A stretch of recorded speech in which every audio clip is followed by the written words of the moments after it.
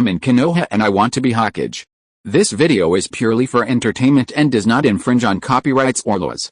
The rights to the novel and image belong to the original author. We do not claim ownership. Don't like waiting and want to listen to this fanfic in full now? Subscribe to our Patreon, where you'll find the best fanfics. Chapter 76 Kakashi and his friends.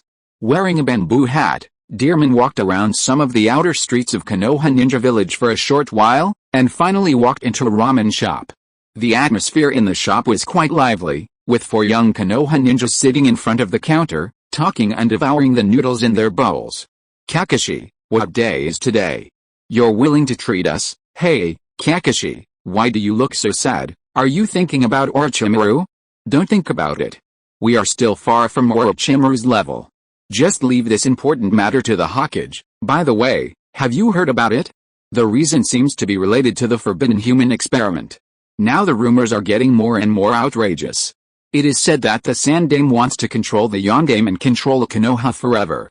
How is this possible? Don't you think so, Kakashi? Why don't you say anything? Okay. Let's eat quickly. How can we waste our youth in such a place? Kakashi, let's start a new round of duel later. Kakashi had a lot of things to say to his friends, but the Sandame had already issued a gag order, so he could only keep it in his heart for now. Dang, the bell on the bamboo hat rang lightly, and the dear man walked in. After entering, he put the bamboo hat aside. He spoke in a very obvious falsetto, a large portion of broth ramen. Kakashi looked back. The man was not tall, with short black hair, and should not be too old. He was wearing a wooden vortex mask under the bamboo hat. He had black shackles on his wrists, connected by iron chains. He deliberately spoke in a falsetto. Although his clothes were a bit strange, this kind of attire was too common in the ninja world, and it was not even considered non-mainstream. It seemed that he was most likely just a wandering ninja passing through Konoha. When Master Ichiraku saw another customer coming, he immediately greeted him with a smile. Okay, it will be ready soon. May I ask if the customer has any dietary restrictions? Dietary restrictions? Shikato thought for a moment and added, soup ramen, no noodles. Okay, Master Ichiraku nodded subconsciously, then froze for a moment. What did you say, Shikato? No noodles? Is there anything wrong? Isn't it outrageous to eat ramen without noodles? Master Ichiraku touched the back of his head in some distress. On the other side, Ebisu, who was eating happily, pushed the small sunglasses on his nose. Hey, outsider, are you looking for trouble? How can you order like this, come to eat ramen, but don't want noodles? Don't you want water when you drink water? Shiranujinma immediately pressed Ebisu's head. Sorry, this idiot's mouth is too stinky, don't mind it. Master Ichiraku also laughed to smooth things over, and immediately brought Shikato a bowl of delicious soup. Shikato took a sip and it tasted really good. No wonder Ichiraku ramen was so famous in the Konoha Ninja Village. It was a pity not to open a branch. It was a waste of money. He drank slowly and simply moistened his stomach. He picked up the bamboo hat beside him and put it on his head again. He straightened it with one hand and stood up to leave. He looked back at Kakashi and his group who were still eating and chatting. Shikato spoke at this time. Little friend, as a senior, I have a piece of advice for you. The ninja world is very big. When you are young, speak softly. The wind outside will make your tongue flicker. After saying that, he also released some targeted malice. For a moment, the suffocating pressure made Ebisu, who had just stood up, sit down again obediently, looking at Shikato with a pale face. Shikato rang the bell on the bamboo hat, and then left without looking back. As soon as he left, Ebisu was immediately revived, stood up, and pointed at the door. Why are you pretending? Who do you think you are? Give me some advice. Clang. The door curtain was lifted, and Dear Man poked his head in. Sorry, I seemed to hear someone calling me just now. Ebisu immediately said, Senior, I am seeing you off. I deeply appreciate your teachings and thank you very much. After speaking, he stood up and bowed. Kai, Shiranujinma, and Kakashi all looked at Ebisu strangely, and their friend's change of expression was a little unexpected. Dear Man nodded and left. Ebisu immediately straightened up. Damn, you were fooled by my perfect acting skills. What a crappy senior, a little, clang. Ebisu subconsciously bowed, and his tone was extremely gentle. Senior, if you have any other instructions, I am all ears. Kakashi put away the bowl and chopsticks. Sorry, my spoon hit the bowl. Ebisu, Shiranu, Genma and Kai laughed. Hey, Ebisu, you change your face too quickly. Ebisu sat down with a curse, very unconvinced. Idiot, the murderous intent that guy just released almost scared me to death. If you were to face him directly, I'm afraid your legs would be scared to death. Kai and Shiranu Genma continued to tease him. Kakashi stood up. I have something to do, I'll leave first. After saying that, his figure flashed and disappeared from the spot. The other friends were also stunned, looked at each other, and noticed that Kakashi was abnormal, and immediately chased after him. The bait that Dearman had thrown out had already been taken by the fish. He decisively quickened his pace and dodged into a dark alley. Then he accelerated several times and escaped into a remote path outside the training ground. Before Kakashi caught up with him, he suddenly escaped into the shadows, concealed his breath, and disappeared. Almost as soon as he disappeared, Kakashi followed. He glanced around the surrounding environment, and there was no one in sight. Strange. Where did he run to? Could it be that I was chasing in the wrong direction? Kakashi frowned and bit his thumb. Psychic summoning technique. 8 ninja dogs of different sizes and colors appeared beside Kakashi. Kakashi took out a large bowl from his pocket and handed it to the 8 ninja dogs. Go and track the owner of the residual smell on this bowl. Be careful and don't get too close. The 8 ninja dogs received the order and immediately nodded in response. But at this time, the little ninja dog Parker seemed to have seen something incredible and exclaimed, Kakashi, watch out. Behind Kakashi, Shikato appeared there with an extremely fast instant body technique. When Parker reminded him, it was too late. Konoha's secret technique of fluid technique, Kune 1,000 years of killing. The sharp Kune pierced Kakashi's narrow path without any obstruction. Kakashi's face first turned red, then suddenly turned pale, and he screamed, covering his butt and jumping forward more than a meter high. The 8 ninja dogs pounced on him at the first time. However, at this stage, Kakashi, including his 8 ninja dogs, still has a lot of room for growth. In other words, they are very rubbish. Far behind Shikato's level. Even if Shikato deliberately hides his Armament Haki and Shadow secret technique, he can easily beat all the 8 ninja dogs away with his extremely agile skills. Kakashi endured the pain and pulled out the bloody Kune. While Shikato was knocking the Hachinin away, he quickly formed a seal. A sharp thunder roared, like thousands of birds chirping. Chakra that was bright enough to be seen gathered on Kakashi's right hand. Lightning jumped and split the ground directly. Raikiri. Kakashi pulled down his mask with one hand, revealing his scarlet 3 Magatama Sharingan. He lowered his body and started to accelerate instantly. You can see it. Under the 3 Magatama Sharingan, Shikato's seemingly unbelievably fast movements were clearly presented in Kakashi's eyes. The dazzling Raikiri stabbed straight at Shikato. Shikato clicked his tongue. The 12 or 13-year-old Kakashi was as straightforward as Sasuke during the Chunin exam. He simply staggered his steps and easily avoided Kakashi's fierce Raikiri. He raised his hand to grab his right wrist, pulled it forward, and arched his knees to hide him with a heavy cushioning cannon. Boom! Kakashi fell to his knees after being hit hard in the abdomen, and vomited out the whole bowl of ramen he had just eaten. Chapter 77 Liquid. Dearman used the chain in his hand to tie him up neatly, and then spoke in a cold falsetto, Hatake Kakashi, you are so stupid. Kakashi endured the cramp in his abdomen. Who are you? Have you forgotten my name so quickly? Dearman still used falsetto. Well, let you have a good impression. After that, he pulled open the back of Kakashi's pants a little. Kakashi's face changed drastically. Huh? What do you want to do? Dearman looked like he was gritting his teeth. Do what you did to Lin. Kakashi lay on the ground, stepped on by Dearman and couldn't turn around. When he heard him say Lin's name, his face changed immediately. But a wrong thought came to his mind. I didn't do this to Lin, not to mention the back, I didn't do it to the front. You promised to protect Lin, but you killed her with your own hands. Kakashi, how can I forgive you? You are, bang. Dearman kicked him unconscious with one kick, and the effect was almost enough. If he continued to act, he would be exposed. He really couldn't act out the full emotions of Uchiha Obito, who only had rain in his heart. He took out a pack of milk that had been seriously spoiled from his pocket and splashed it on Kakashi's body, leaving spots of marks. Then he reached out to Kakashi's Sharingan, pretending to take it away, but Kakashi's friends finally arrived late. Kakashi, what's wrong with you? Kakashi, asshole, who are you? Dearman took his hand away and dodged in advance, retreating to the shadows at the edge of the jungle. He didn't answer them, but just spoke in a false voice. Tell Kakashi that Madara-sensei told me everything, I will never forgive him, and I will come back one day. I will destroy everything he protected with my own hands and take away those things that should belong to me. After that, a twisted vortex appeared around his figure. The whole person disappeared bit by bit. Of course, this is just a trick of shadow mimicry. Anyone who is closer or has a stronger eye power can easily see through it, but Kakashi's friends are obviously not included. As Kakashi's good friend, Kai had already rushed to Kakashi.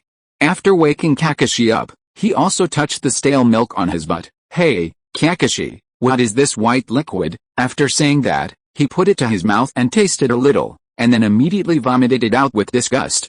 It's so salty. Shiryu Genma and Ebisu opened their mouths wide, and it was too late to stop it. When Kakashi saw the white liquid, his face immediately turned pale. Obito actually did this to me. Kakashi lowered his head, recalling the simple conversation between the two before, and a feeling of shame suddenly rose. Breaking his promise and assassinating Rin with his own hands was a pain that he had always suffered. If it was really Obito, he liked it this way. Maybe I shouldn't resist. This is the punishment I deserve. Hey, Kakashi, why is your butt bleeding? Let me see, are you injured? Akai's simple and straightforward words brought him back to reality. Kakashi felt a burning pain in his back, which should be the tear caused by the kunai. But Shiryu Genma and Ebisu didn't know, they only knew that Kakashi was bleeding, and there was that white liquid. The two looked at each other, and saw a trace of shock in each other's eyes. Could it be that the genius of Konoha, Hokage Kakashi, was innocent like this? Hiss. Unbelievable, it shouldn't be too late when they caught up. But I didn't expect the other party to act faster. This wilderness, although sparsely populated, but the courage is too big, the quick shooter can't be so fast, right? Who is that person? And what does he mean by the last words, who is Madara teacher? That so-called Madara teacher teaches his disciples like this? Pervert. After leaving there not far, the dear man frowned immediately. Just a little fight with someone, the injury is actually a little uncontrollable. Using medical ninjutsu to continuously improve the activity of cell tissues and accelerate self-healing ability, but this is far from enough. He needs to rest as soon as possible. Time is limited. Shikato no longer delays and heads directly towards the hinterland of the village. The closer he gets to the core area of the village, the more active ANBU are around. Shikato has almost been noticed by several groups of eyes as soon as he sets foot in this area. He pretended to turn around and retreated again, then found a dark and hidden angle, hid in the shadows and broke in again. This time, he was not easily discovered. Following the shadows under the wall, Shikato continued to move forward in the shadows. He deliberately avoided the activity area of the Hyuga clan. Those Byakugans were not useless. With Shikato's current level of lurking, he might not be able to escape the careful search of those Byakugans. When Shikato stopped, he was looking at the wealthy family in front of him.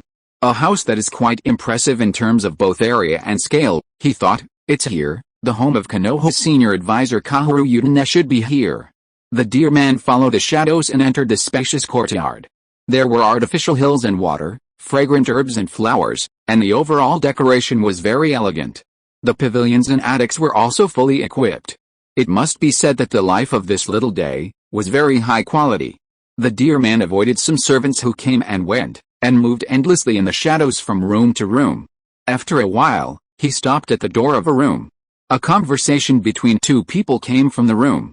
Things have happened one after another, and the situation of the village has become worse and worse. Damn it. The blind and arrogant way of governing of the fourth Hokage has ruined the village. The fourth Hokage is a good person, but he is too young and arrogant. He has never adopted some of our suggestions, which eventually led to this situation that is irreversible. By the way, haven't you found any traces of the fourth Hokage and the Nara Deerman? Well, I heard from Saratobi that the ANBU are stepping up their search. But you also know that the war has just ended and the village is really short of manpower. Well, maybe we should have recommended Orochimaru at the beginning. Orochimaru just defected. Are you confused? Huh? If you really want to blame someone, you should blame those evil Uchiha guys. Oh, Kaoru, although I don't like that group of people either, what does this have to do with them? If the Uchiha clan hadn't done some small actions on their own, so many things would not have happened in the village in succession. As long as the village is given more buffer time, at worst it won't be as chaotic as it is now. Okay, what you said makes some sense. It's all the fault of the Uchiha. Blame the Uchiha? But where are your hands touching? Well, it's been a while. It's rare that your husband has gone out to deal with something. Humph, you haven't changed at all, pretending to be serious in front of others.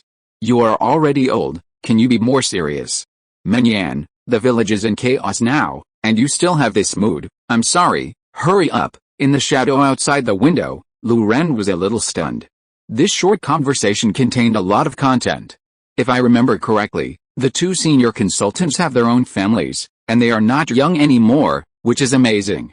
Lu Ren decided to help the old man and wait outside the door for a while. After all, he had to think about his eyes. If he rushed to now, the scene might be too hot for the eyes. As a result, just as he was about to fulfill his wish, he heard that the conversation inside had changed. I told you to hurry up, and you really did. Well, you're old. What does this have to do with age? You've been like this all these years. The dear man frowned, feeling that his ears were about to be stained black. These words were too filthy. So he put away the scroll that sealed the previous conversation with a judgmental look. Of course, he didn't want to go back and appreciate it slowly. There was nothing worth appreciating about it. He just wanted to share this happiness with others. Chapter 78, The 78th Palm. Sarutobi Hirozen regrets. Shikato sighed that he came just in time this time. According to Midamanen's amazing speed, if he came a second late, it would have been over. He was originally going to sneak in and destroy the old flower. But seeing this situation, he was not in a hurry to do it, but just watch the show first. Shikato retreated into the shadows again. After leaving here, he divided the scroll with the sound in his hand into 10 parts. With a candy he bought, he asked several children in the nearby area to help him distribute the 10 scrolls to the Uchiha clan and some other wealthy families in Konoha. The Uchiha clan was the focus of attention and took 5 copies. There was no way, because they were a fighting nation, fighting against everything, and they were the other protagonists in this record scroll. Uchiha was the one who took the blame every day. With this record scroll, there was no need to wait until the evening. In just half an afternoon, half of the Konoha ninja village had spread it. In this, the Uchiha clan contributed a lot of manpower and effort. The rest of the clans basically controlled the spread of the news within their clans, and even strictly prohibited it from being spread outside. The Uchiha clan was just the opposite, spreading it crazily, as excited as if they were on drugs. It was so cool to destroy 2 of the Konoha F4, who had been the most targeted against them in the past, at once. The Uchiha clan didn't even consider whether they would be used as guns, because this time they were willing to be guns, and even actively used guns without asking for rewards. The resentment between the Uchiha clan and the Konoha F4 has become deeper and deeper over the years. At the home of the 3rd Hokage Sarutobi Hirozen, the Konoha F4 gathered again. Sarutobi Hirozen sat in the main seat, smoking his pipe. Midamanen and Udatane Kaharu lowered their heads and said nothing. Their faces were ashen. When they went out, they felt that the eyes around them were always staring at them. An old face, used to be majestic on weekdays, was so embarrassed at this moment. Especially Midamanen, who was privately called the old predecessor who was faster than the golden flash, the green lightning. If he had been praised like this before, he would have been filled with joy, because it was a recognition of his strength. But now, this joke made Midamanen want to crawl into the ground, ashamed. Udatane Kaharu was much more shameless. When the old man at home heard about it, he didn't dare to yell at her. This was her family throne. She just kept thinking about who had framed her. Danzo was sitting at the other end, and he spoke first. Menayan, Kaharu, what the hell are you two doing?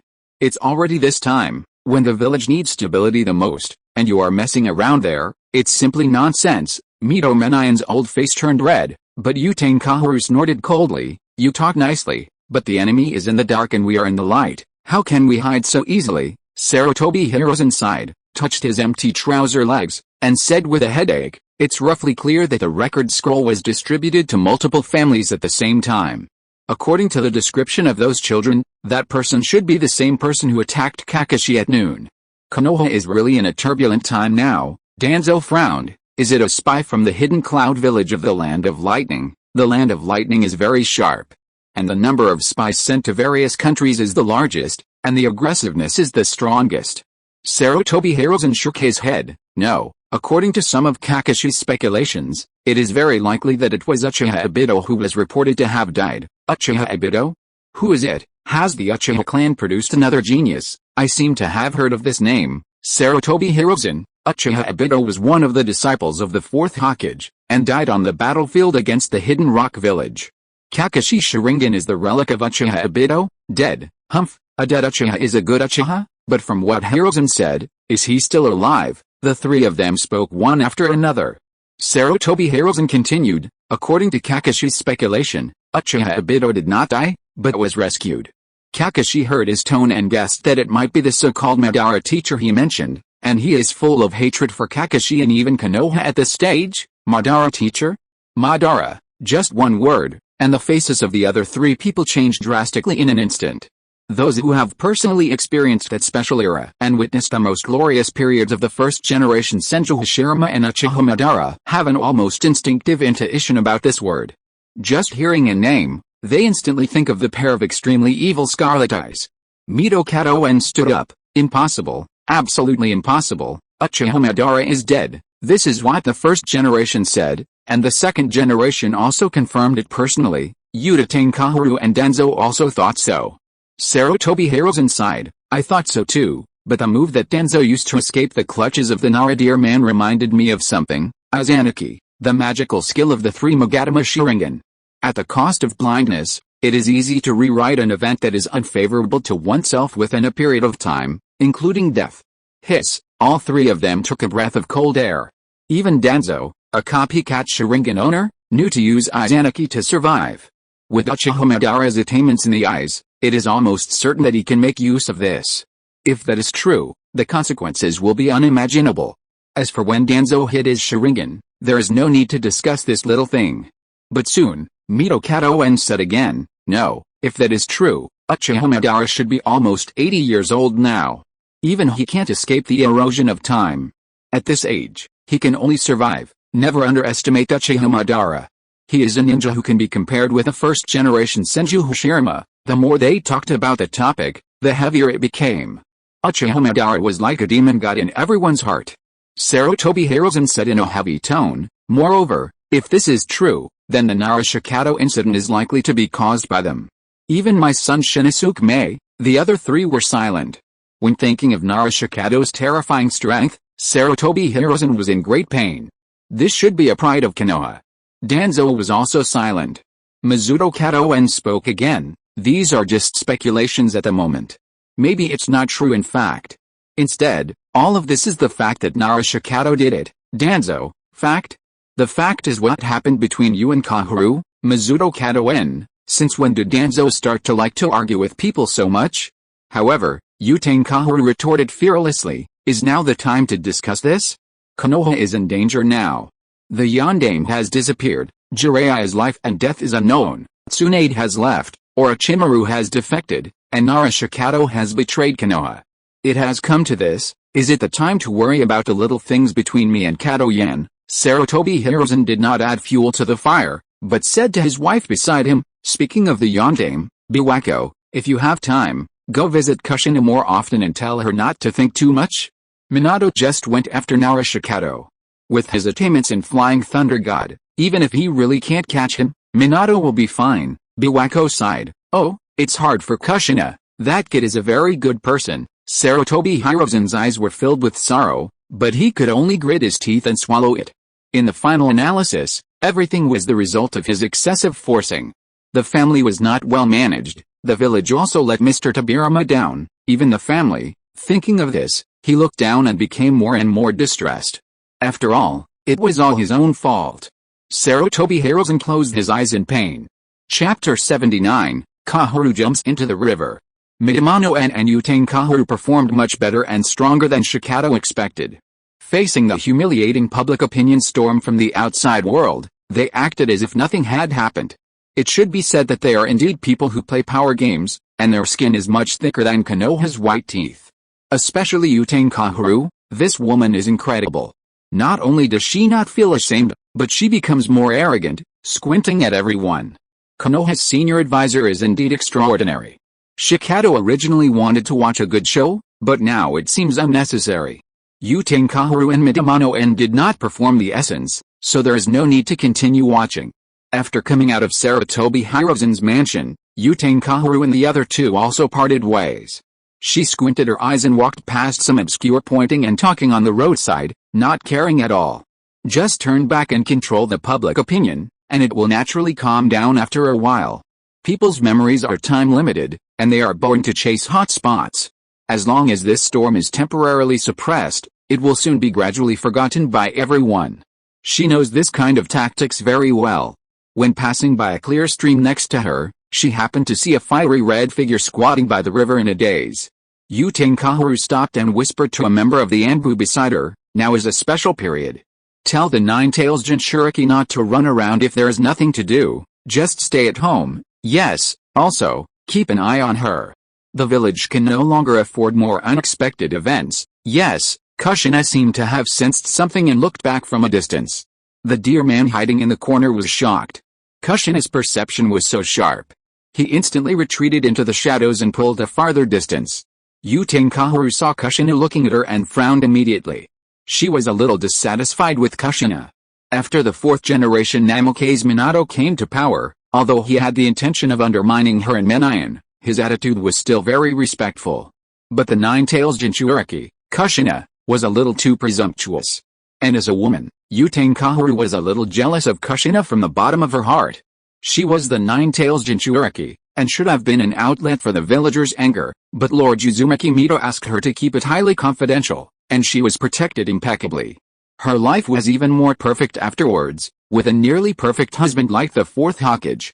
She was surrounded by relatives and friends, respected by the villagers, and had a face that made her a little envious. Especially the way she laughed all day long, which made her, who was worried about the village, even more jealous.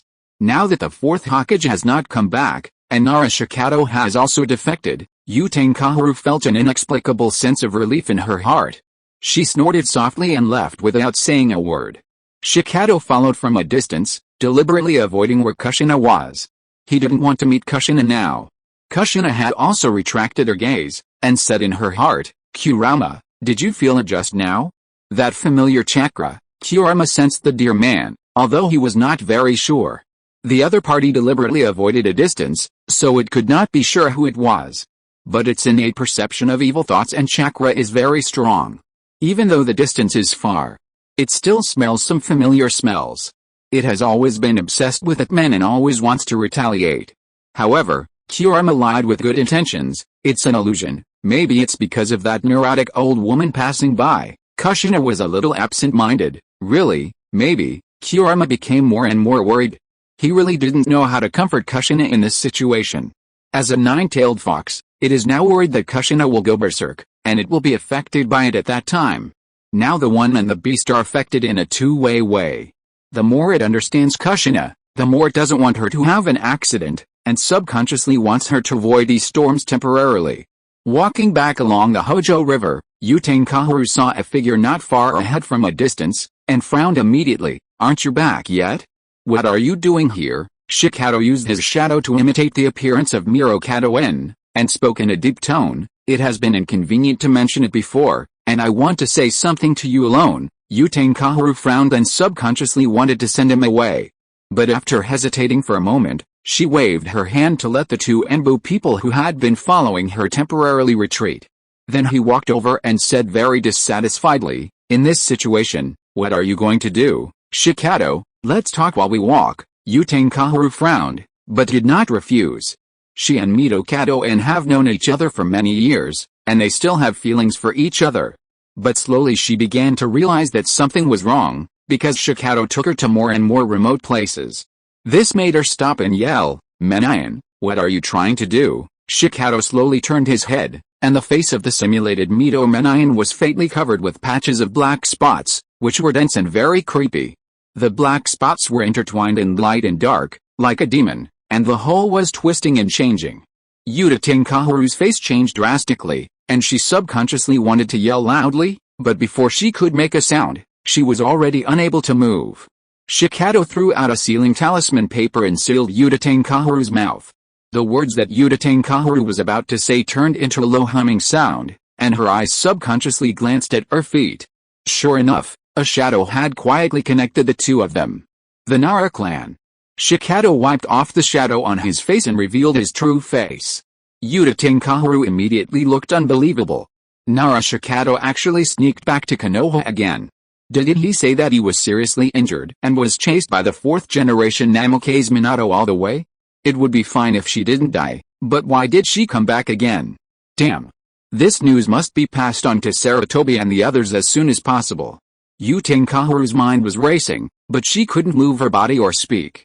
The ANBU people were also sent away by her, and they were in a remote place. No matter how anxious she was, she couldn't do anything. She could only stammer and make a few unwilling sounds. Shikato raised his hand to strangle her throat, but he put his hand down in an instant and glanced at the river beside him. He directly chose to control Kaoru with a shadow and jump into the Hojo River without hesitation. Kaoru's mind was blank, and her face was pale. With a splash, water splashed.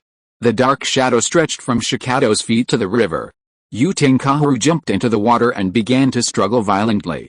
Her little eyes were already round and bulging, and her mouth was whimpering and squeaking in pain.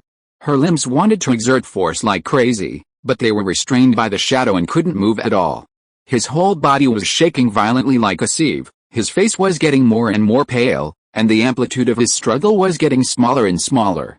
The deer man stood on the shore indifferently, watching the shadow in the river gradually stop struggling. After a long time, the ripples on the water surface completely subsided. The shadow under the river sank into the water. If there is no accident, it will take about half a night for it to float to the surface again due to swelling.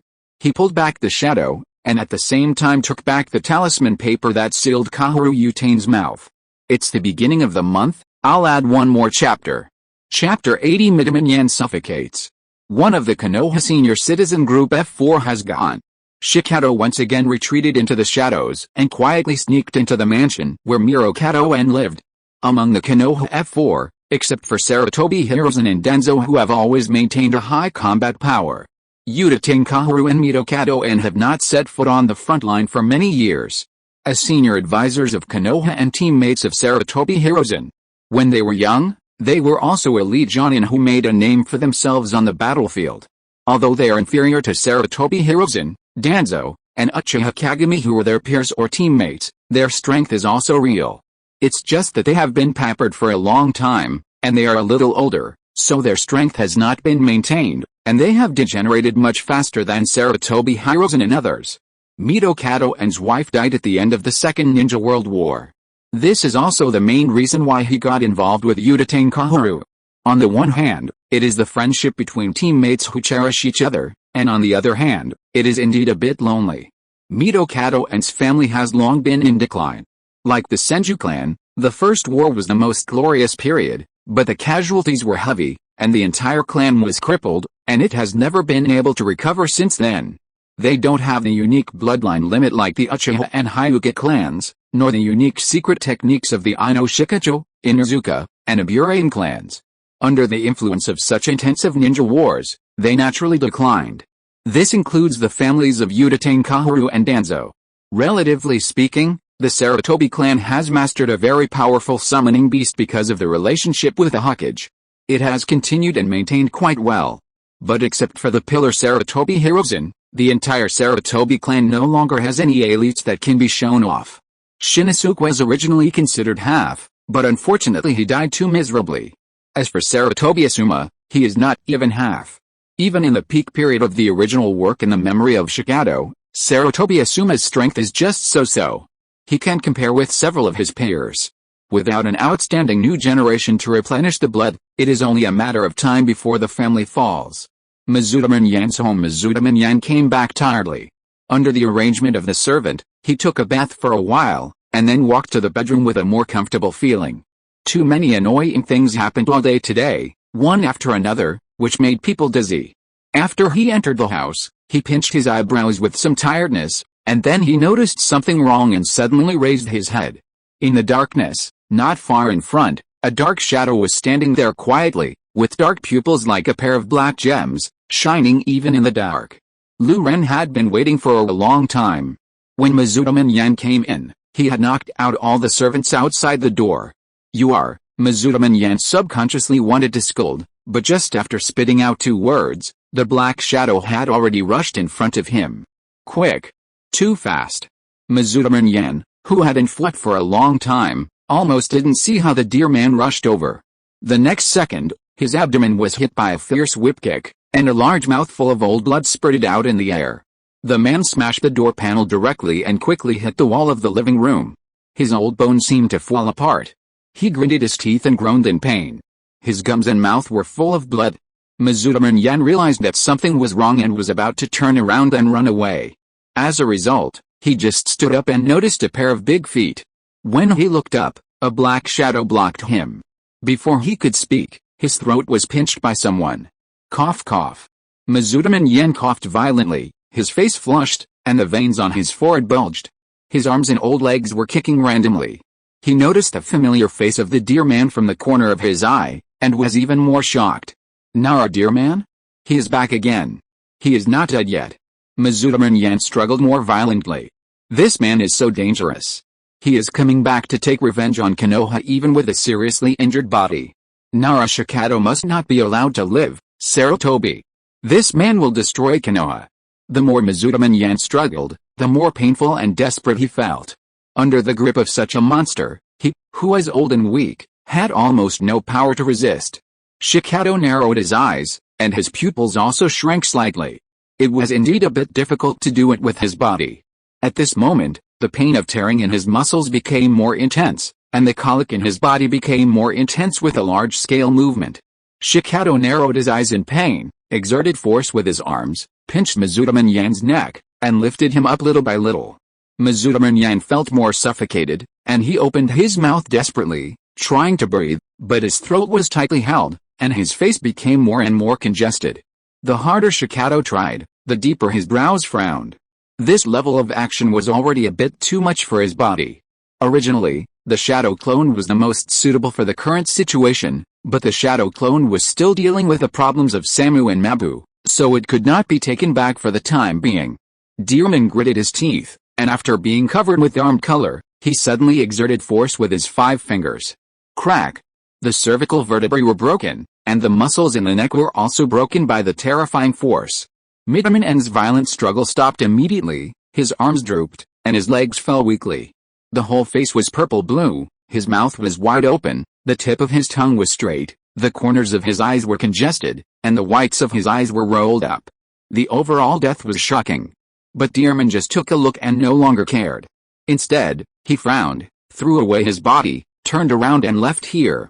Konoha has become more and more rotten in the hands of these people. When it is rotten, it is possible to pick this fruit.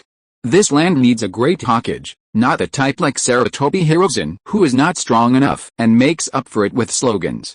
The reason for blindly pursuing the will of fire is that one's own strength is not good enough. Strength is the root of everything. In the ninja world, you are kidding me when you talk nonsense to me. In the ninja world, power is supreme. Before dawn the next day, 2 incredible events broke out in the Konoha ninja village. One was that Kaoru Utatane, who was once one of the senior advisors of Konoha, could not bear all kinds of gossip in the village. In the end, she could not convince herself, so she chose to jump into the river and end her sinful life. The other major event was that another senior advisor, Mizuta Yan, the male protagonist of the incident, was found hanging in his bedroom. The 2 protagonists seemed to have made an appointment and chose to end their lives by committing suicide at the same time. This is somewhat dramatic, and at the same time, because the rumors continued to spread and became more and more outrageous, many young people sighed that the 2 advisors had a deep affection for each other. Chapter 81 Uchiha prepares to take off. Sarutobi Hiruzen was sitting in the Hokage's office, temporarily handling a large number of urgent official business on behalf of the Yondaime. Danzo was also sitting not far away, having read the detailed information about Utatane Kaoru and Mitokado and several times, his face becoming more and more gloomy. Although the news released was that they could not bear the persecution of public opinion and chose to commit suicide, this statement was just because they did not want to cause too much trouble. In this troubled time, Konoha can no longer be in chaos. Sarutobi Hiruzen pinched his eyebrows tiredly. The friends he had just met turned around and left. This made him even more exhausted. He dragged his sick body without much rest and began to temporarily take over the work of Hokage. Danzo looked through the intelligence again with a gloomy face, then raised his head. Menyan's neck was broken alive. Judging from the traces at the scene, it doesn't look like a sneak attack. Humph, I have advised him a long time ago that even if you are in a high position, you can't be too lax with yourself.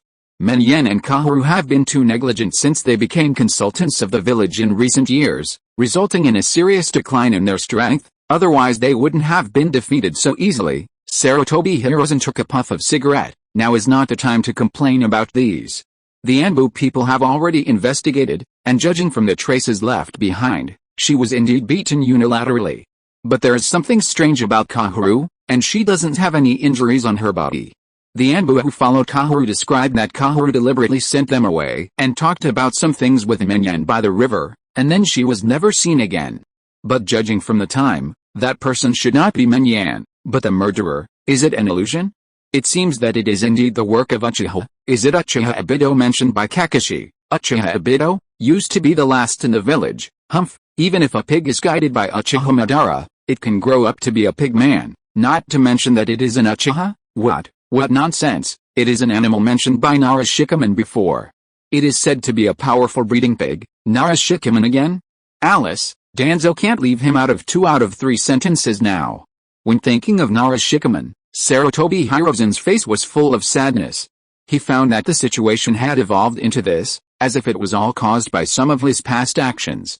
Sarutobi Hirozen and Danzo discussed for a while, but there was still no meaningful clue. At present, Konoha Ninja Village is really short of people. After the Ninja World War, the number of ninjas has dropped sharply, and elite ninjas are even more scarce. If you want to catch a ninja of Kakashi's level who can easily subdue him, or someone with Sharingan, it would be too difficult without some clues. After the final discussion, they could only let the ANBU and the Root cooperate with each other, and let the Hyuga clan work hard to set up the cordon in the village as much as possible.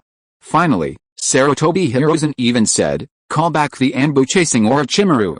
Even if they really catch up, without people of our level, it will be difficult to stop Orochimaru. Instead, the whole army may be wiped out. Every Konoha ninja is an important resource right now, and the most important thing is to find the 4th Hokage first.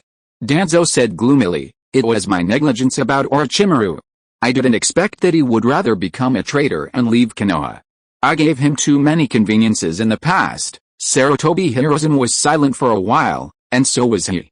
Danzo raised his head and said, however, for the 4th Hokage, we must be mentally prepared for the worst. Nara Shikato, I didn't expect him to be so terrifying. Alice, it's meaningless to sigh about this now. Fortunately, the bastard escaped with serious injuries, otherwise it would be even more troublesome. Konoha can't even find a few ninjas who can hold the situation at this stage. Who can Konoha rely on now? Uchiha? It seems that they are the only ones. Danzo's face darkened. He really didn't want to see the Uchiha clan gaining power in the village, otherwise it would be too difficult to suppress them later. At this time, Sarutobi Hirozen suddenly changed the topic. By the way, have you found the subordinate of your root department? Danzo shook his head. His tone was very cold. No, maybe Kabuto is dead outside. Is that so? But you hit it really well this time. It turned out to be the bloodline limit of wood release. Sarutobi, don't say you don't know anything. This was made by your disciple, but I just discovered it by accident. Sarutobi Hirozen had heard about Orochimaru's research on wood release bloodline for a while, and sighed. Now is not the time to talk about these. Konoha is now at a critical juncture. Danzo, we must pay more attention to the training of every talent. Otherwise, Konoha may decline from now on, and you and I will both disappoint the expectations of Mr. Tobirama. Konoha will never decline. Danzo made a final conclusion in a decisive tone. He had this confidence because some experiments carried out in cooperation with Orochimaru before he left had made breakthrough progress. Wood release and Sharingan, 2 trump cards of bloodline, he wants to integrate them into his body. So what if he is Nara Shikato? With wood release and Sharingan, he will stand at the top. Thinking of this, he glanced at the missing thigh of Sarutobi Hirozen, and his heart softened. He might have to help Sarutobi when the time comes. The loss in the village this time was too great, and the top combat power was almost wiped out at once. Konoha needs a new King Balm. Yes, that person is me. The Uchiha clan has been in high spirits recently. Although Konoha is in chaos, the Uchiha clan has taken advantage of the situation. First, they discovered Orochimaru's taboo experiment and successfully forced the proud disciple of the third generation to rebel. Then they used public opinion to force the two consultants who had been against them to death, which seriously hit the prestige of the Hokage. At this time, there was a rumor that the fourth generation seemed to be missing, which also prompted the Uchiha clan to see a glimmer of hope for the power of the Hokage again. Who else can be the opponent of the Uchiha clan after losing the two competitors with the greatest prestige at the beginning? As long as the fourth generation is re-elected, the Uchiha clan will definitely be able to truly take over. Of course, the premise of all this is that the fourth generation will never come back. The Uchiha clan has great expectations for this, and the situation is getting better for them little by little. In the village, Sarutobi Hiruzen and Denzo are willing to give them power. It is rare to allow the Uchiha clan to take priority in some overlapping powers of the two major departments, the security force and the ANBU. This is unprecedented. In the past, the Uchiha security force, as long as there was an overlap in power with the ANBU, always gave way to the ANBU and ate some leftovers, but now it is the other way around. This shows the importance of the Uchiha clan in the village. As the clan leader, Uchiha Fugaku has recently started to have a big appetite, and his wife can't stand his constant pestering at night. The main reason is that Fugaku is not a child anymore, and he pesters her, but he is getting faster and faster now. Fortunately, the baby in her belly has passed the early pregnancy, otherwise she would be more worried. Now, Uchiha Mikado is full of expectations for the future. Itachi, you are going to have a brother or sister, so you must protect him when you grow up. If you're listening to this novel on a channel other than Fanfic World, it means they downloaded and uploaded it without effort. We cordially invite you to visit our channel, Mundo Fanfic Novelis. There you'll find the original version of this story and you can explore many other novels of various genres. We're waiting for you to immerse yourself in a world of incredible novels. Chapter 82 Appearance. Early morning, Konoha Ninja Village. After resting in the inn for a night, Shikato spent most of his time healing his injuries, and only took a short nap in the second half of the night. His injuries had improved slightly, and the cramping in his body had eased slightly. With some small movements, he no longer felt a strong muscle-tearing sensation as he did yesterday. After packing up, he prepared to go out. This time he didn't dress up as Uchiha Obito. After all, the commotion yesterday was a bit big, and if he went out with that outfit, he would probably be targeted by the ANBU or the police. Shikato simply changed his outfit, and didn't even use shadows to simulate. Because on the streets today, the Hyuga clan could be seen from many corners. If he used shadows to simulate, it would be easy for the Hyuga clan, who had opened their Byakugan, to notice the abnormality of the chakra, which would be exposed. So this time he just covered it up a little. He changed into black trousers, a white short-sleeved shirt, and a silver-white coat. Behind the silver-white coat, there's a bold black font outlined like ink splashing, Meng. The whole big word occupies most of the area of the back, and there are red flame patterns on the cuffs. A gray scarf is wrapped around the neck, covering most of the face. The braids are loosened, and the black hair falls down, covering more than half of the forehead. The whole face almost only reveals a pair of dark and narrow eyes, emphasizing a gloomy and depressing feeling. Today, Lu Ren always feels a little uneasy. After going out, he closes his eyes and senses a little. He roughly determines the direction of the shadow mark and simply rushes over there. Let's deal with this bastard first. After a night of rest, his condition has recovered a little. If he wants to deal with Ju, he is more confident now. Lu Ren walked faster and faster, and his mood was quite impatient. It's time to fulfill his promise. I said I would beat you to death, so I can't break my promise. In an elegant tea room, Kushina and Uchiha Mikado sat opposite each other. On the exquisite round wooden tea table, a set of high-end tea sets was placed, steaming hot.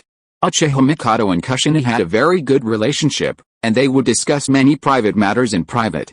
One of them was gentle and virtuous, and the other was lively and cheerful. Their personalities complemented each other, and they were close friends who could talk about almost anything. Today, it was Kushina who specially invited Mikado out. Poured tea and water for Mikado personally. Uchiha Mikado smiled gently and joked, "Kushina, if you have anything to say, just say it directly." "I have never seen you so polite before." Kushina smiled. It's nothing, I just want to learn from you." Mikado blinked, a little confused. "Learn from you?" Kushina's cheeks were slightly red. "It's just being a mother. Don't you already have Zio Itachi?" You are more experienced in this aspect. Is there anything I need to pay attention to in that kind of thing? Mikado blinked, and then said in surprise, "Oh, Kushina, you are pregnant." Kushina's cheeks suddenly became redder, and she looked like she was holding a teacup and looking around. Kurama couldn't bear it anymore.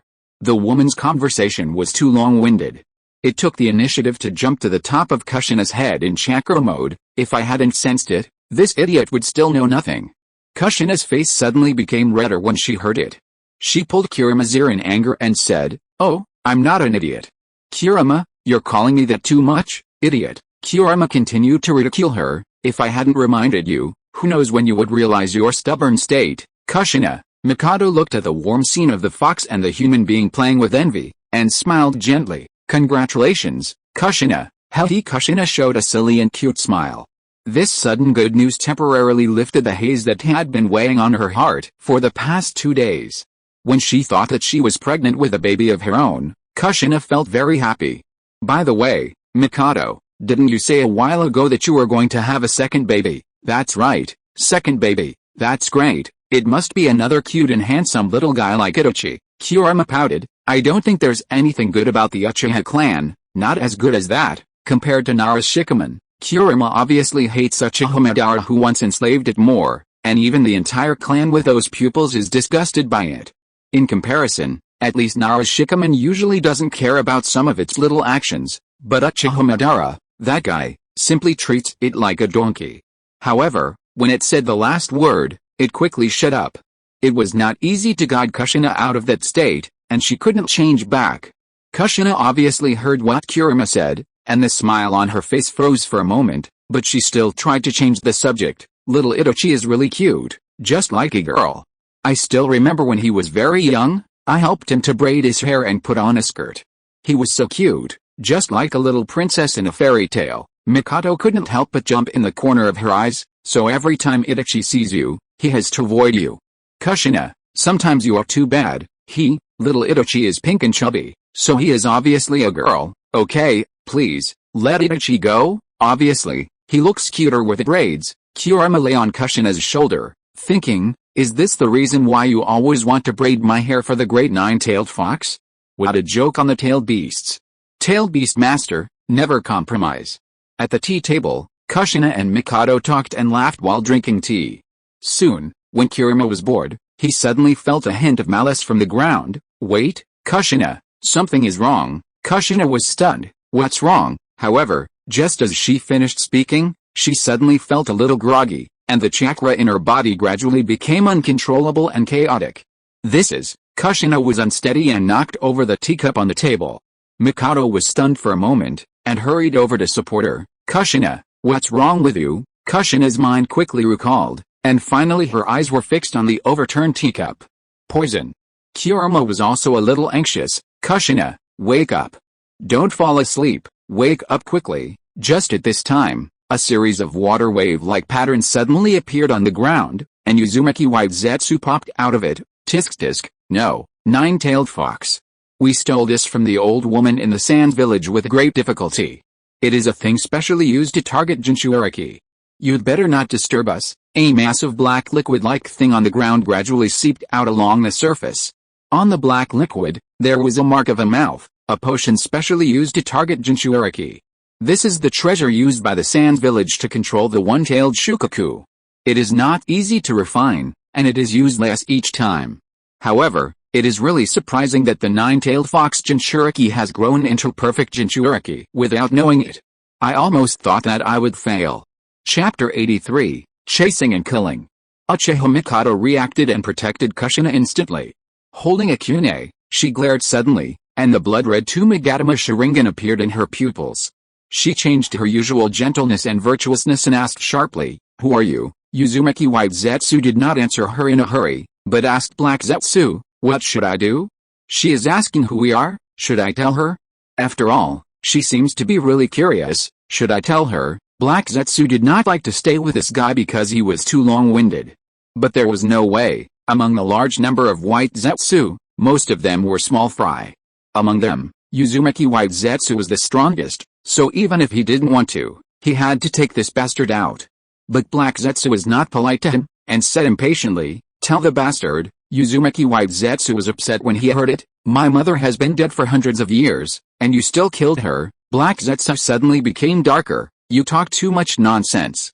Take the Nine-Tails Jinchuriki and this woman from the Uchiha family away together. Our affairs cannot be exposed now. Uzumaki White Zetsu laughed. Okay, you have no sense of humor. After that, he took action directly. He rushed to Uchiha Mikato with the instant body technique. Hiss. So fast, Mikato was shocked. Under the two Magatama Sharingan, she didn't even see the other party's actions clearly. A huge footprint had kicked towards her, and she subconsciously protected her stomach. Bang! Mikato was kicked and flew backwards, knocking over the tea table, hitting the wall and coughing, and blood was flowing from the corners of her mouth. Kushina tried to stand up, but her feet softened and she slipped again. Kurama took the initiative to wrap Kushina with chakra. In this state, it was impossible to rely on Kushina. Kurama looked at Uzumaki White Zetsu with a ferocious face. Just when he was about to lose his temper, he saw Uzumaki White Zetsu raised a palm towards it, and a black word was clearly visible on the palm. Kurama wrung hand. Brown wooden strips rolled up on the floor and ramped Kushina up. Kurama, who was about to lose his temper, was also stunned for a moment, and then his eyes full of ferocity met the word, and he immediately began to feel drowsy. Oh no. It's the first generation's Kuron Ruchu operation. This move is specially used to suppress the tailed beast, enough to make it fall asleep. If Kushina is awake, it can easily get rid of it with the help of Kushina, but Kushina is now in big trouble. Kurama fell into coma in a trance, and Kushina's consciousness became a little fuzzy. Uzumaki White Zetsu used wood release to entangle Uchiha Mikato, and even her mouth was sealed with wood. Black Zetsu urged, let's go, don't waste time, the abnormality here will soon be discovered by the people of Konoha. Uzumaki White Zetsu, wow, two beauties, I wonder how they feel. If you keep talking nonsense, I will send you back to the sacred tree. Okay, you are the boss, I will listen to you. Kushina was extremely anxious, but her body was out of control, unable to move, and she couldn't activate her chakra. She and her bestie were lifted up by the white vortex face. Bang! At this moment, the partition outside was kicked to pieces. Dear Man came late, and a long-lost thick haze appeared in his eyes. He stared at the two figures held in the hands of Uzumaki White Zetsu, and the veins on his forehead jumped. Bastard! You are really a troublemaker. I just rested for a night, and you popped up again to do something. However, when he saw the dark mass on the ground, the haze in Shikato's eyes suddenly became more intense, and at the same time, a trace of excitement emerged from his bones. Black and White Zetsu were both there. He was worried that he could not find Black Zetsu, the hangman. Kushina could not see who the person was, but she felt that the voice was familiar. Then he heard Uzumaki White Zetsu speak in a relaxed tone. Ah, bad, Nara Shikato.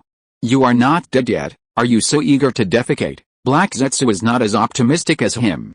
He realized that something was wrong and immediately possessed Uzumaki White Zetsu. Take the people and leave quickly. Don't talk to him. Kushina tried to open her eyes wide to see everything clearly, but her vision was blurry and she could not see clearly. Her perception was also confused, but she was more or less relieved in her heart. Shikato should save me. She was in a complicated mood and felt weak all over. Shikato's killing intention towards Black and White Zetsu was stronger than ever before. He arrived in an instant, wrapped in armed color, and punched down. But in the end, it missed. Black and White Zetsu used wood release to trap Kushina and Uchiha Mikato, without any entanglement, and sank directly into the ground. Mayfly technique. After sinking into the ground, Black and White Zetsu moved faster than expected, escaping at a very fast speed, and directly cut off all external breath. However, Dear Man left a shadow mark on Uzumaki White Zetsu, and he sensed that the shadow mark position underground was moving away at an extremely amazing speed. The Dear Man rolled with malice in his bones, completely ignoring the discomfort in his body, and rushed out suddenly. The scarf around his neck flew up backwards, and the Dear Man thought it was in the way, so he threw it away. At this time, it was meaningless to cover up, and he chased at full speed. The ground collapsed with a bang, and the Dear Man was as fast as lightning, chasing after him. The member of the security force responsible for guarding this area was Uchiha Shisu. He was the first to notice that something was wrong in the tea room, but it was too late when he reacted. He only saw a flash of afterimage in the air. Shikato-senpai, Shisa wiped his eyes. His status in the Uchiha clan had already reached a high level, and he had access to some blocked information, but Shisu still didn't believe that Shikato-senpai would betray Konoha. Summoning technique. Smoke rose, and a huge eagle appeared in front of Shisu. Shisu grabbed the flying scarf and jumped onto the back of the summoned beast. Black Hawk, chase it and see. Black Hawk spread its wings, carrying Shisu on its back and instantly took off, soaring down from the sky. The sharp eagle's eyes quickly captured the figure moving at high speed below, and uttered a tough voice, "Shisu, sit tight, I'm going to chase at full speed. Oh, it seems I can't catch up." In just a few breaths, Shikato, who was sprinting headlong, almost disappeared from the eagle's vision, which made Black Hawk take back the big words he was about to say, which was very embarrassing. Shisu was also a little helpless. Is Shikato-senpai so fast? And who is he chasing? He seems to be very angry. After a moment of hesitation, he could only helplessly say, "Fly higher, let's search slowly this way first." At the same time, the Konoha ninja village was in chaos. Nara Shikato reappeared in the village. Although he ran away again not long after he appeared, his reappearance still made Sarutobi Hiruzen and Danzo sweat coldly. If Shikato went crazy in the village, Konoha would really be finished. They both obviously judged Shikagu's state as his prime. Fortunately, Shikagu rushed out chasing something as soon as he appeared. This also made both of them breathe a sigh of relief and wipe the non-existent sweat. But soon a message came back, and the mood of the two people who had just breathed a sigh of relief was directly hit to the bottom. The Nine-Tails Jinchuriki Uzumaki Kushina is missing. Also missing is Uchiha Mikado, the wife of the head of the Uchiha clan. The two were not stupid enough to suspect that Uchiha Mikado had kidnapped the Nine-Tails Jinchuriki. Instead, they thought about a series of accidents that happened before and after, and they felt something in their hearts. Did Uchiha Obito kidnap Kushina and Mikado? Was he the one that Nara Shikaman was chasing? Although there were many speculations, both of them subconsciously had such an intuition. The Nine-Tails Jinchuriki is the lifeblood of the village, and it must not be lost. Sarutobi Hiruzen and Denzo almost went crazy, and sent all the ANBU en route people out to search everywhere, and even assigned tasks to the Uchiha clan. Konoha must not lose the Nine-Tails Jinchuriki. Chapter 84, Seeking kindness gets kindness, seeking death dies. Chasing at full speed, the deer man's speed reached an extreme speed. Almost every time he sprinted, the support points under his feet would collapse instantly. He bit the black and white Zetsu who were fleeing underground at a high speed, and began to close the distance little by little. White Zetsu's mayfly technique could have been faster, but because he brought the prey with him, he could not get rid of the Nara deer man who was chasing him relentlessly. Black Zetsu was a little irritated. He knew very well that the effect of the medicine in the body of the Nine-Tails Jinchuriki would not last long. If he could not get rid of the Nara deer man as soon as possible and find a safe place to get rid of the Nine-Tails, it would not take long for the Nine-Tails Jinchuriki to get rid of the suppression of the medicine in his body. It would be much more troublesome to catch him again at that time. This can't go on. Underground, Black Zetsu said grimly, "You like to chase, right? Then find a place to finish him off." Uzumaki White Zetsu, "I can't do it. We had a simple fight before, and I really can't seem to beat him." Black Zetsu, HMPH, "Just hold him back. His condition is not normal, and the injuries accumulated in his body are very serious. As long as we can survive for a while, he will be the first to give up." "Huh? Is that so? Then you go up or me, what do you think?" Black Zetsu has never been known for his fighting ability. Letting him go up and face the enemy head-on is obviously making things difficult for him. Go up and tackle Nara Shikato? Unless he can seize the opportunity to imprison Shikato, then Black Zetsu will have the opportunity to forcibly control the opponent with a yin-yang escape technique, otherwise don't even think about it. Uzumaki White Zetsu, "So are we going to go out and fight now?" "Let's go a little further, until we are completely out of Konoha's range and enter the river country. Otherwise, if Konoha's people catch up with us, we will be in trouble." The two sides chased and fled, and they kept moving forward at a very fast speed. After a while, they gradually entered the territory of the river country. The surrounding environment gradually changed from lush jungle to secluded valleys and rivers. At this time, the distance between Deer Man and Black and White Zetsu was very close. It's just that one was flying on the ground and the other was flying underground.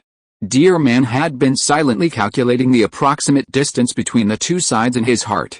After realizing that the distance was about the same, He bent his knees and stomped suddenly. Boom! The ground cracked. Deer Man rushed out, and in midair, he quickly turned around and exerted force with his waist and horse, and the rich arm color flowed on his fist. Huh? A punch like splitting a mountain. The rocky ground rumbled, as if it was bombed by an asteroid, and it broke into pieces like tofu, and exploded completely in all directions. The flying dust swung in the air and bounced violently in all directions. The Zetsu under the ground was directly knocked out, and jumped out from the broken ground. Throwing aside the wood cage that trapped Kushina and the other person, Uzumaki White Zetsu looked at the place that looked like a sinkhole and said, I feel like I may not be able to hold on for much longer. Is this guy really seriously injured? How come he's still like a monster? Black Zetsu scolded, stop talking nonsense. Uzumaki White Zetsu had to gather some energy and began to quickly form seals with both hands. Wood release, woodman technique. A huge tree arched out from the broken ground. The tree grew and swirled rapidly, and gradually twisted into a huge dark brown thousand-handed Buddha statue. The Buddha statue is made of dark brown wood. Although it is not as strong as the wooden man technique of the thousand-handed Hashirama, this towering wooden man, which is as big as a mountain, still looks particularly oppressive. Facing the huge difference in size, the deer man not only did not retreat, but continued to press forward. Behind the huge wooden man, a brown giant palm slapped down. The deer man jumped onto the thick arm as thick as a pillar. At the same time, the giant palms of the Buddha statue came down one after another. The deer man dodged continuously. With his excellent balance and dynamic vision, facing the huge fists and palms whistling down, he was like a light boat, breaking through the waves under the surging waves, and constantly approaching the black and white Zetsu standing on the head of the thousand-handed Buddha statue. Uzumaki White Zetsu gritted his teeth. Oh, this guy is too cunning. He formed seals with both hands again. The densely packed arms behind the Buddha statue roared in unison in an instant, and continued to stretch out, and thousands of huge palms fell at the same time. It seemed to cover the heaven and earth, and it was so dark and airtight that it was like the sky was collapsing. The deer man broke a huge wooden arm with one foot, and took advantage of the momentum to soar into the air. He was in the air, forming a horizontal line. He twisted his waist and hips, and his body rolled endlessly. Finally, facing the dense fists and palms that covered the sky, he kicked out with full force. The dark-armed color flowed, like black lightning arcs jumping on his legs. Boom! Huge force, terrifying, domineering. The air was distorted on a large scale. The thousands of giant palms of the Buddha statues were completely shattered in an instant by the relatively small and thin body. Not only that, the huge and unmatched thousand-handed Buddha statue seemed to be torn in half from the waist and abdomen by a huge force, and a terrifying half-moon-shaped crack appeared, forming a short blank zone, and the Buddha statue fell down with a bang. It fell crookedly on the ruins of the rocks. Uzumaki White Zetsu was almost stunned. The woodman technique was like paper in front of Nara Shikato. What a joke. He didn't even have time to use his chakra to repair the broken parts. The huge number of Buddha statues' fists, palms, and arms were all destroyed in an instant. Seeing that Shikato was about to rush over again, he clapped his hands and made seals. The huge Buddha statue that fell to the ground opened its mouth with a bang, and from its mouth, it suddenly spewed out powerful ninjutsu of the 5 attributes of wind, fire, water, earth, and thunder, sweeping towards the Shikato. Shikato grabbed the broken huge arm, jumped into the air, and threw the huge arm hard at the Buddha statue's head. Uzumaki White Zetsu jumped away immediately, and the huge head of the Buddha statue was directly pierced through by the broken arm. Black Zetsu couldn't help but say, what species is this guy? Is he really a human? His state is obviously severely injured, but his actions are not affected at all. Uzumaki White Zetsu didn't have time to complain, and quickly made seals again. Wood release, tree world is coming. On the broken ground, towering trees broke out of the ground and grew very quickly. In the blink of an eye, this valley-like desolate area has been transformed into a very lush forest. Uzumaki White Zetsu muttered, you can't destroy this move all at once. As long as he can't destroy the jungle all at once, he can continue to give birth to giant trees. By then, I can also consume you to death, The thick branches have begun to roll towards the deer man. The deer man did not retreat but advanced. Although he was stimulated by the killing intent and temporarily forgot the pain brought by his scarred body, he knew that he could not continue to stalemate. In this state, he can no longer withstand a long battle. The deer man made up his mind. On the ground, shadows flew around the entire right arm at a rapid speed, followed by a large amount of armed color, entwined in the shadows on the right arm like a tide. The burden of the Shadow Warrior mode was too heavy, and his body was in a state that could not bear it again. But if only a part of the body is used, the deer man is sure that he can bear it. At most, one arm will be temporarily disabled. The deer man's pupils reflected boundless malice, and he rushed faster and faster. The whole person jumped into the air and raised his right arm high. Bastard, you asked for kindness and you got it, and you asked for death and you died. Chapter 85, Killed with One Punch. The rich arm color was constantly rendered on the shadow pattern wrapped around his right arm. At the same time as he raised his right arm, the deer man clearly felt the sharp pain of the torn muscles in his arm. The bones in his arm could no longer withstand the huge increase in power and made a slight creaking sound. Tick, tick. Drops of blood dripped down the deer man's raised arm. The injury, which was not light to begin with, had been opened again due to the use of the limit-breaking power again, and he was seriously injured in the blink of an eye. But at this moment, the deer man completely abandoned all the negative feelings. In his eyes, there was only the figure of Ju hidden behind the towering trees. Under the reflection of his pupils, there was only one kind of light. There was no other way except to kill him. Boom. This was destined to be an extremely terrifying punch. The air exploded first. Immediately after that, a swirling wave rushed up to the sky, smashing the white clouds above and gradually cracking the sky. The air currents in the sky began to collide, and the sky seemed to split. The earth was even more terrifying. The ground was like a wave, soft and undulating. Before the fist fell, Black and Waiju felt desperate. When the deer man jumped high into the sky, they suddenly raised their heads, as if they had seen a ghost. The terrifying fist pressure that seemed like a falling planet oppressed Black and Waiju, and he fell to the ground with a thud. The whole body was crawling, and the head was tightly attached to the ground, like a devout worshipper of Buddha, lying firmly on the ground with his 5 bodies prostrated. Blackju looked horrified, and instantly broke away from the body of Uzumaki Waiju. He used the yin-yang escape technique to barely break free from the mountain-like pressure. His body immediately turned into liquid and seeped into the ground, but it was still too late. Uzumaki Waizetsu grinned, and raised his head with great effort, finally barely seeing the black shadow that jumped high into the sky. The chakra in his body seemed to be free, surging wildly. The huge towering trees grew again, madly upwards, and the growth was extremely amazing. However, all these fancy things were all gone in an instant with a punch. First, the trees began to collapse and shatter, all the way from the treetops to the ground at an astonishing speed. Boom. Under the strong destructive force, the ground was first depressed by the pressure before the fist landed, and then when the fist was completely smashed, the ground swelled up and turned into ash in an instant. In just a moment, the sky was full of flying dust.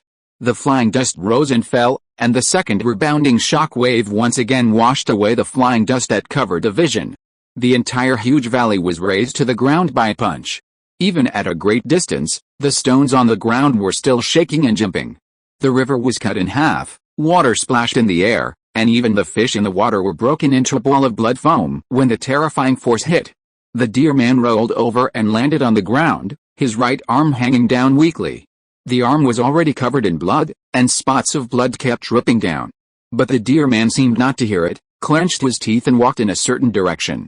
The flying dust had long been swept away by the impact. Uzumaki Waizetsu crawled there, and the black Zetsu part had disappeared. The vortex-shaped body had been separated from Jia's body by itself, and Jia lay down not far away with blood all over his body, and it was unknown whether he was dead or alive. Uzumaki Waizetsu's body was like a melted candle, and white liquid kept overflowing and dripping from the surface of the body. He no longer had the desire to play and frolic as before. As if he was filled with fear from the depths of his soul, he kept supporting his broken body and crawling further away like a dying insect. The deer man came over step by step, and the crisp footsteps made more white liquid flow out of Uzumaki Waizetsu's body. He turned back tremblingly, and the white vortex cheeks that had been playful and naughty before were now out of shape. From the holes in the vortex, there came a very heavy gasp. It seemed that he was frightened by the deer man, and he couldn't even speak the most basic complete words. He made strange sounds and kept crawling and crawling further away. Bang! The deer man stepped on his back, and under the huge force, the ground collapsed, and Uzumaki Waizetsu let out a piercing scream.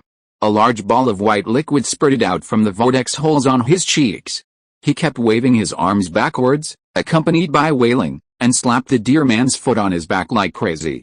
The deer man's right arm was temporarily disabled, so he grabbed one of his flapping arms with his left hand and folded it inwards. Crack!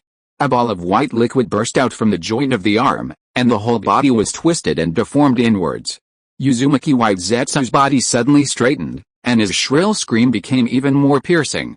The fierceness in the deer man's eyes flashed, and he exerted force with his 5 fingers, wrapped his domineering aura, grabbed the white arm, and pulled it up suddenly. Bang! The arm broke at the shoulder, and a large amount of white liquid spurted out. Uzumaki White Zetsu let out a low and painful roar that seemed to come from his throat, and his body struggled violently. But his back was firmly stepped on by the deer man, and the whole body was still unable to move. Pain, fear, distortion, despair. Uzumaki White Zetsu's usual laughing and joking appearance completely disappeared, and he was so scared that he couldn't even speak a complete normal sentence. The deer man stepped hard on his spine, crouched down, his face full of ferocity, his dark pupils filled with unspeakable ferocity. You little bastard, I said I would kill you. Now, I'm going to fulfill this promise. As soon as the voice fell, his left fist was already raised high.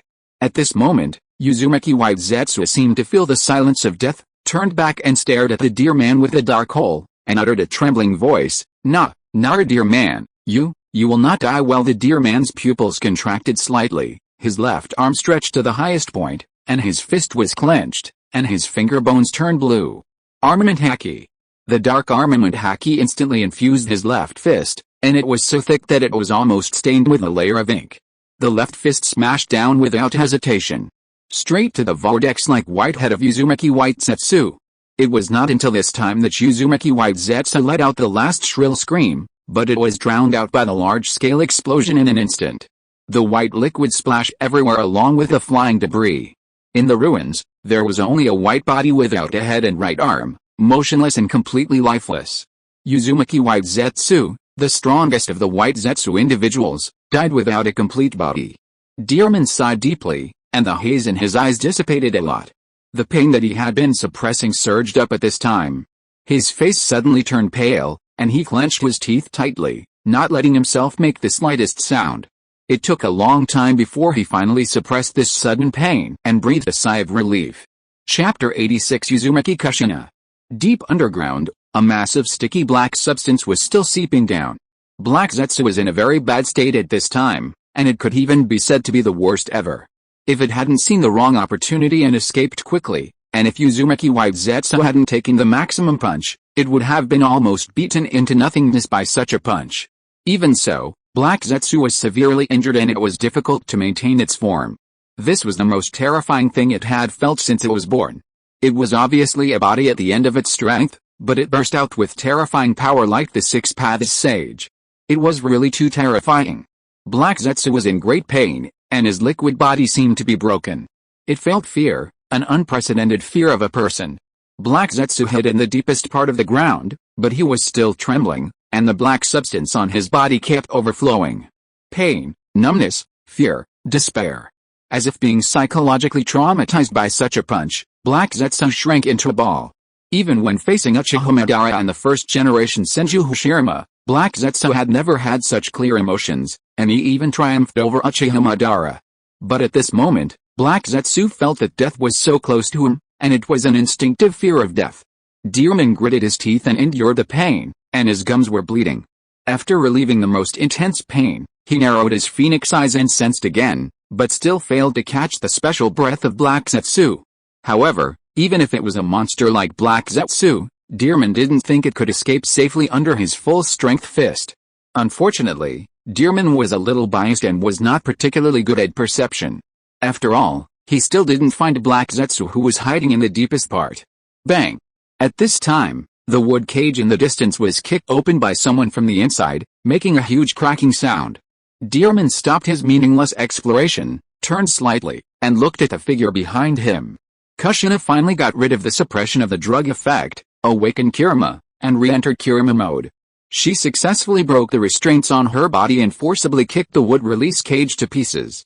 Uchiha Mikado was also rescued by her. As soon as the two escaped, They were deeply shocked by the dilapidated and terrifying terrain outside. The originally huge valley was razed to the ground, the earth was covered with cracks, the river was cut off, and rubble and debris were everywhere. Kurama was in a state of just being awakened, and he hadn't figured out what was going on in this scene, but Uchiha Mikado and Kushina had a bottom line in their hearts. Uchiha Mikado has been awake all the time, but she was trapped by wood release and couldn't move. And Kushina didn't completely faint, and the two heard the deafening battle outside clearly. Looking at the scarred back in the distance, especially the right arm stained with blood, Uchiha Mikado felt an unprecedented shock. Is this Nara Shikato?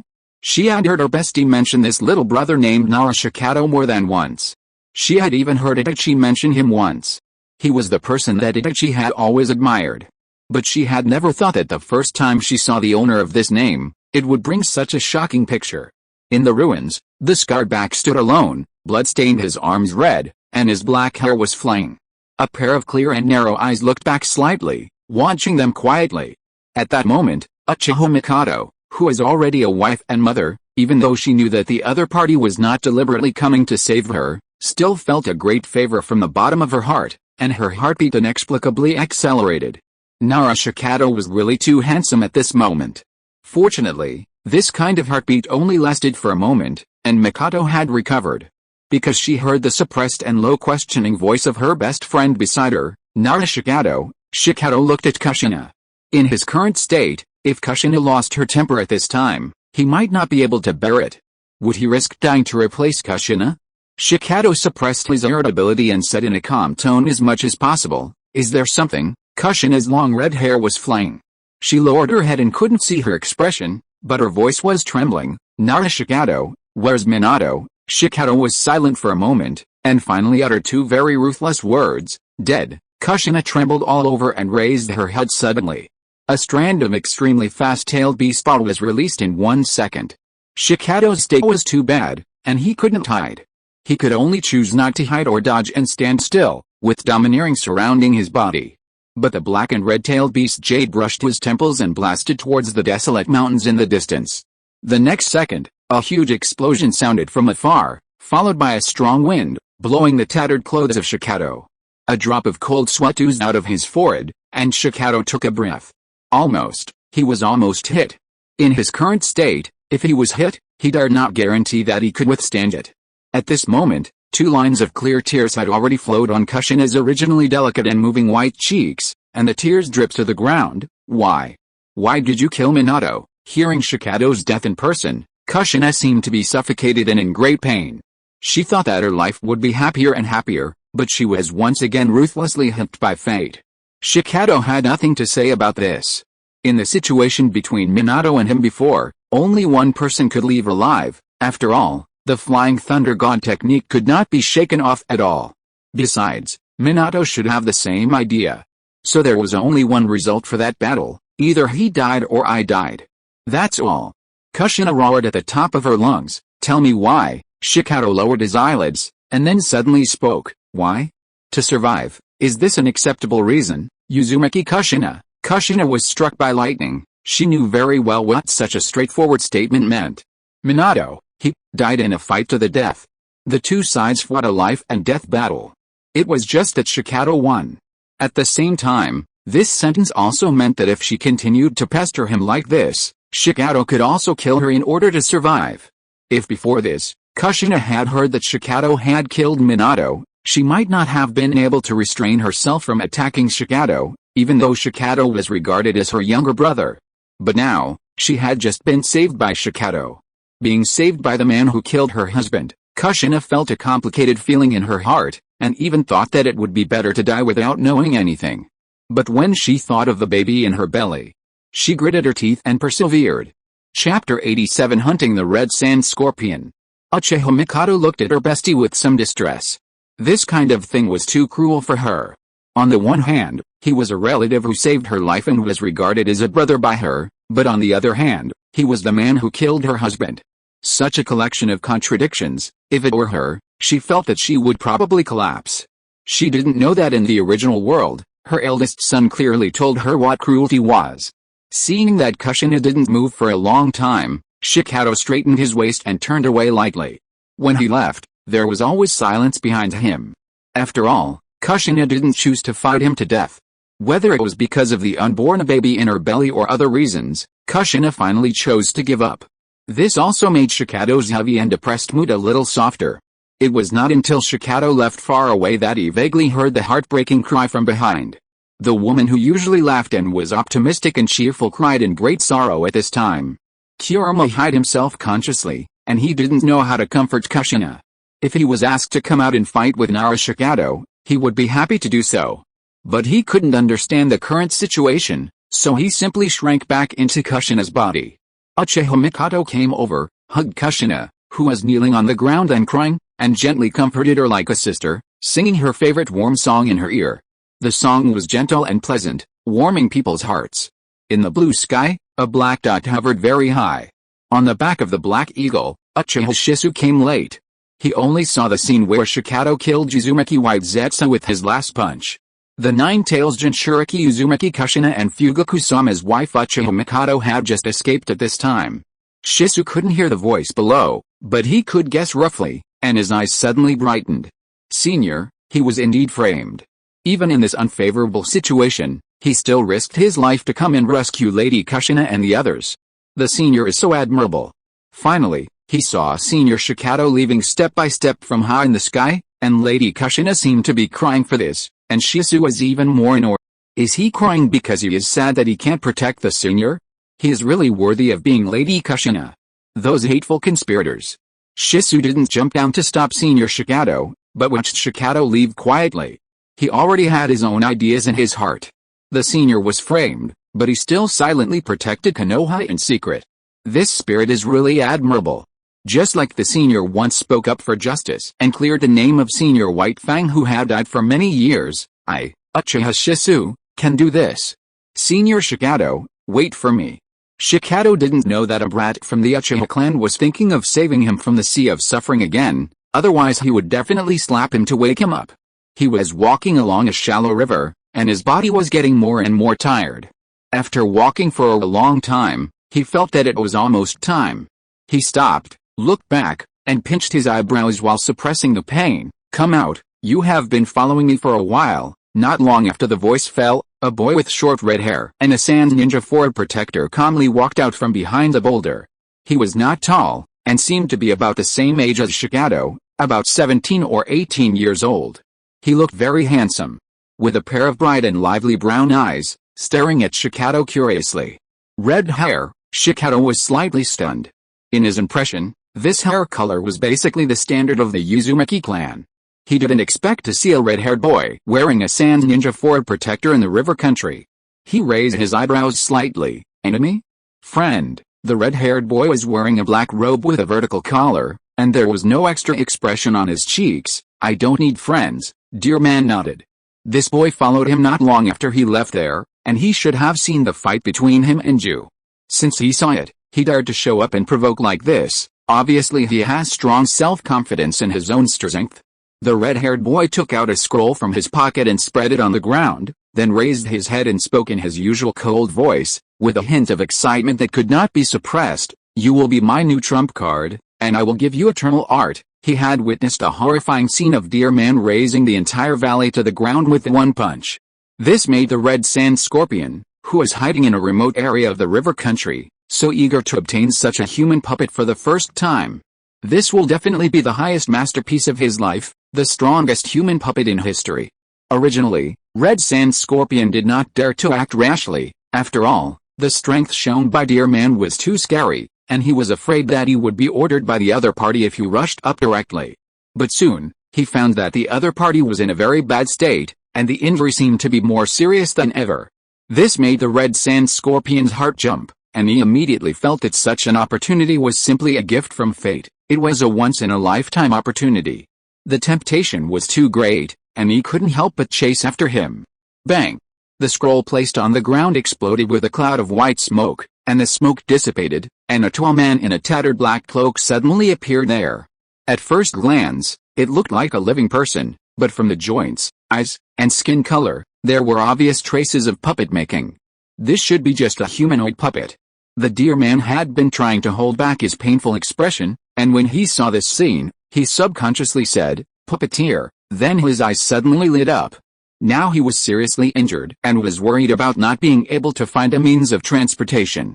Unexpectedly, as soon as he walked out, he met the puppeteer. "Isn't there a ready-made mount?" So Shikato breathed a sigh of relief and said seriously, "No, you need friends." After saying that, he realized that the red-haired boy seemed a little familiar. He must have never seen him before, so the familiarity should be due to some impression of the original work. Well, think about it carefully, a sand ninja, with red hair, and a puppeteer. And this thing can't be a real human puppet, right? A puppet that is so similar to a living person is no longer like an ordinary human puppet, but a human puppet that retains most of its own combat power. Shikato looked at the tall man who jumped out of the scroll. In the entire ninja world, there seems to be only one puppeteer who has mastered the human puppet technology. After all, this technology is a bit too cruel. It is said that before a person dies, the live dissection steps of key parts must be completed. The pain is like slow slicing. He narrowed his eyes and said, "You kid, you are not the culprit who triggered the Third Ninja World War, the rebel ninja of Sand Village, Scorpion of the Red Sand." Chapter 88 Catching Scorpions. The red-haired scorpion was stunned. When did he become so famous? Although the assassination of the third Kazakage was shocking enough, no one should have connected it with him. After all, when the third Kazakage died, Scorpion was only about 13 or 14 years old. The reason why he was able to succeed in the assassination was that he relied on his identity and the bonus of poison, which caught the other party off guard. After he became a rebel ninja, he rarely took action, and basically would not leave any survivors. So his current popularity is not very high. If it weren't for the extremely high reward for capturing alive that Jiraiya paid out of her own pocket, Scorpion's popularity might be even lower. Although Scorpion was puzzled about how the other party recognized him, he didn't like to ask a lot of questions. As long as he caught the other party, everything would be easy. He said in a cold voice, "I hate waiting for others, and I hate making others wait, so I'm here to kill you." Before, although he was shocked by the terrible strength shown by Dear Man, he could also see that Dear Man was already at the end of his strength. With a third-generation Wind Shadow as his trump card, Scorpion of the Red Sand is eager to get the monster-level human puppet of Shikato. At that time, with a third-generation Wind Shadow in his left hand and this monster in his right hand, he will be able to stand at the top of the entire ninja world. Thinking about it, he is a little happy, and Scorpion of the Red Sand is very excited. Shikato is still in pain all over his body, but when he heard this, he couldn't help but smile. "Scorpion of the Red Sand, you kid should not have been beaten by the ninja world. Let me help you." Scorpion of the Red Sand is also straightforward and will act immediately when he says to act. The back of the human puppet of the third-generation Wind Shadow has gathered rich black iron sand wings, and it swooped down at Shikato at a low altitude. The speed is quite fast. But this speed should not be the limit of the third-generation Wind Shadow, but the real level of Scorpion of the Red Sand. After all, he is the puppeteer. The human puppet flew to the middle of the air and raised its wrist. A little bit of black iron sands in the palm of his hand gathered into a huge black cone in an instant, and stabbed at the center of Dear Man's brow. Magnetic escape. This is the specialty of the third Kazakage. Dear Man's internal condition was very bad, so he was too lazy to dodge. Maybe the tail beast fall could still make him a little afraid, but with this level of attack, even if the physical injury was serious, the Armament Haki was still there. Ling. With a crisp collision sound. Dear Man did not move at all, and the black sand iron cone was pressed against his brow, unable to move forward. The human puppet had a blank expression, as if he was trying hard, and his arms were shaking, but there was no progress. Dear Man didn't know why. One by one, they all thought that he would be easy to bully if he was seriously injured. Didn't know that he was also good at medical ninjutsu? If necessary, he could even block the pain, and at worst he could even explode again at the risk of his life. It's just that there is no need for this. Dear Man will not underestimate this human puppet of the third Kazakage of the Red Sand Scorpion. After all, the human puppet is said to have retained most of the puppet's strength before his death, and the third generation of Kazakage is known as the strongest Kazakage of all time, and his magnetic escape technique is superb. However, a puppet is a puppet, and it needs to be controlled by a person. Under control, even if the human puppet retains more strength, it cannot fully exert it. Because the Red Sand Scorpion is good at puppetry, not magnetic escape and physical skills. Naturally, it is impossible to fully demonstrate the strength of the third-generation Kazekage. Just like the flying thunder god of the fourth Hokage Namikaze Minato, even if the red sand scorpion makes it into a human puppet, he can't play with the flexibility of Namikaze Minato. The battle is still going on, but it's a bit boring. The three special skills of the human puppet, magnetic escape, mechanism, and poison, are not painful to the dear man. The more the red sand scorpion fights, the more surprised he is. Is this man really a spent force? Not to mention killing him, he actually stood there and let me hide him, and I can't hurt him? However, up to now, the opponent has not moved a step, nor has he fought back. It seems that he is seriously injured. Scorpion was a little annoyed. He gently moved his fingers, and the human puppet immediately raised his hand to shoot out a piece of puppet arms, firmly locking the dear man. Since the defense cannot be broken for the time being, he will be captured first, and then he will find a way to slowly solve it later. At this time, the dear man said slowly, "It's a little too late." Scorpion was stunned. The next second, a black shadow suddenly jumped out from the shadow underground in the distance. A child? Scorpion was stunned. Then he saw the black shadow, who he regarded as a child, leap into the air with one step and punched in the air. The human puppet of the third-generation wind shadow raised his hand to block. Boom! The puppet debris in the sky exploded. The human puppet was directly shattered by a punch.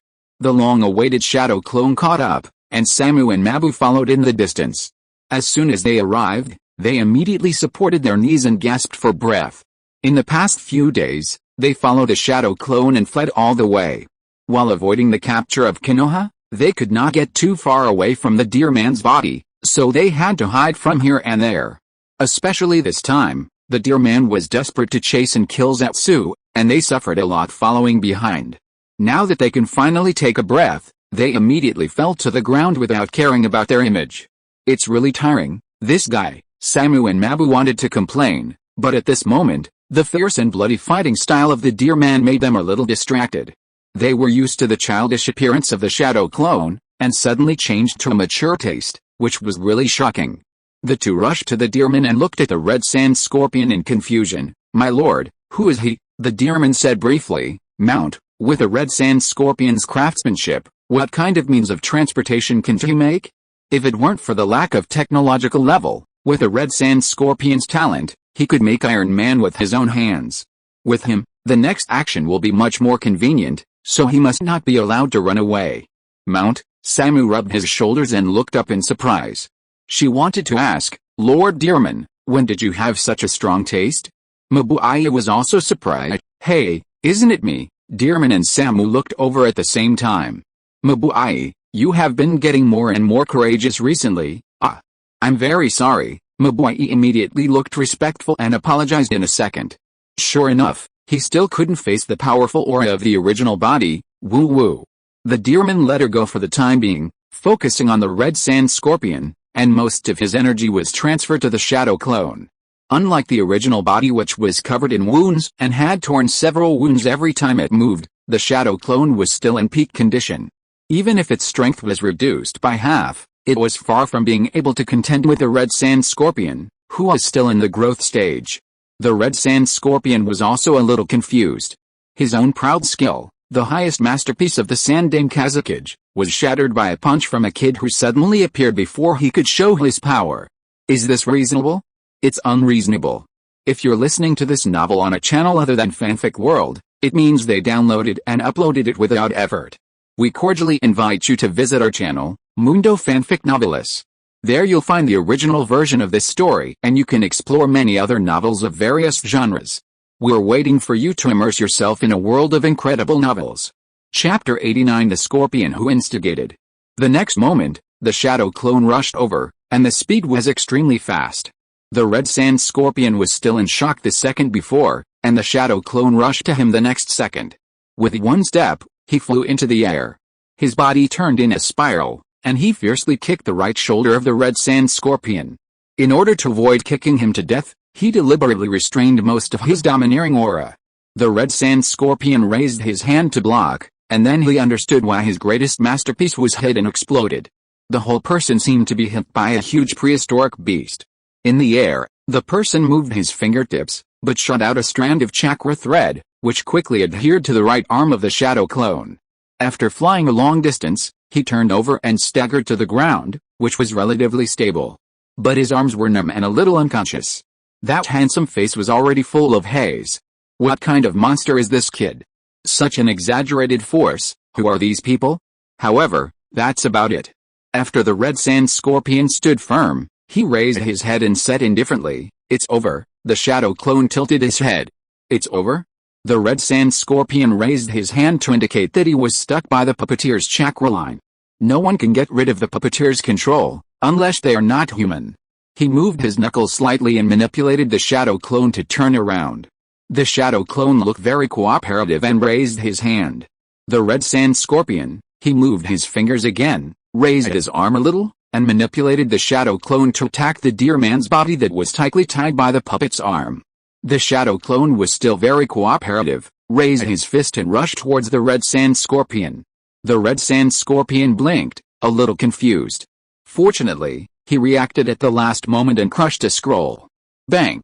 A large black ghost face puppet appeared and completely wrapped it. This is his strongest defensive puppet at this stage. Even if the mountains collapse and the earth cracks, hiding in it can still survive safely. This is his masterpiece. Hiding in this turtle shell-like defensive puppet, he feels at ease. Boom! A punch wrapped in the color of armed color hits down, and the extremely hard ghost face puppet explodes into pieces.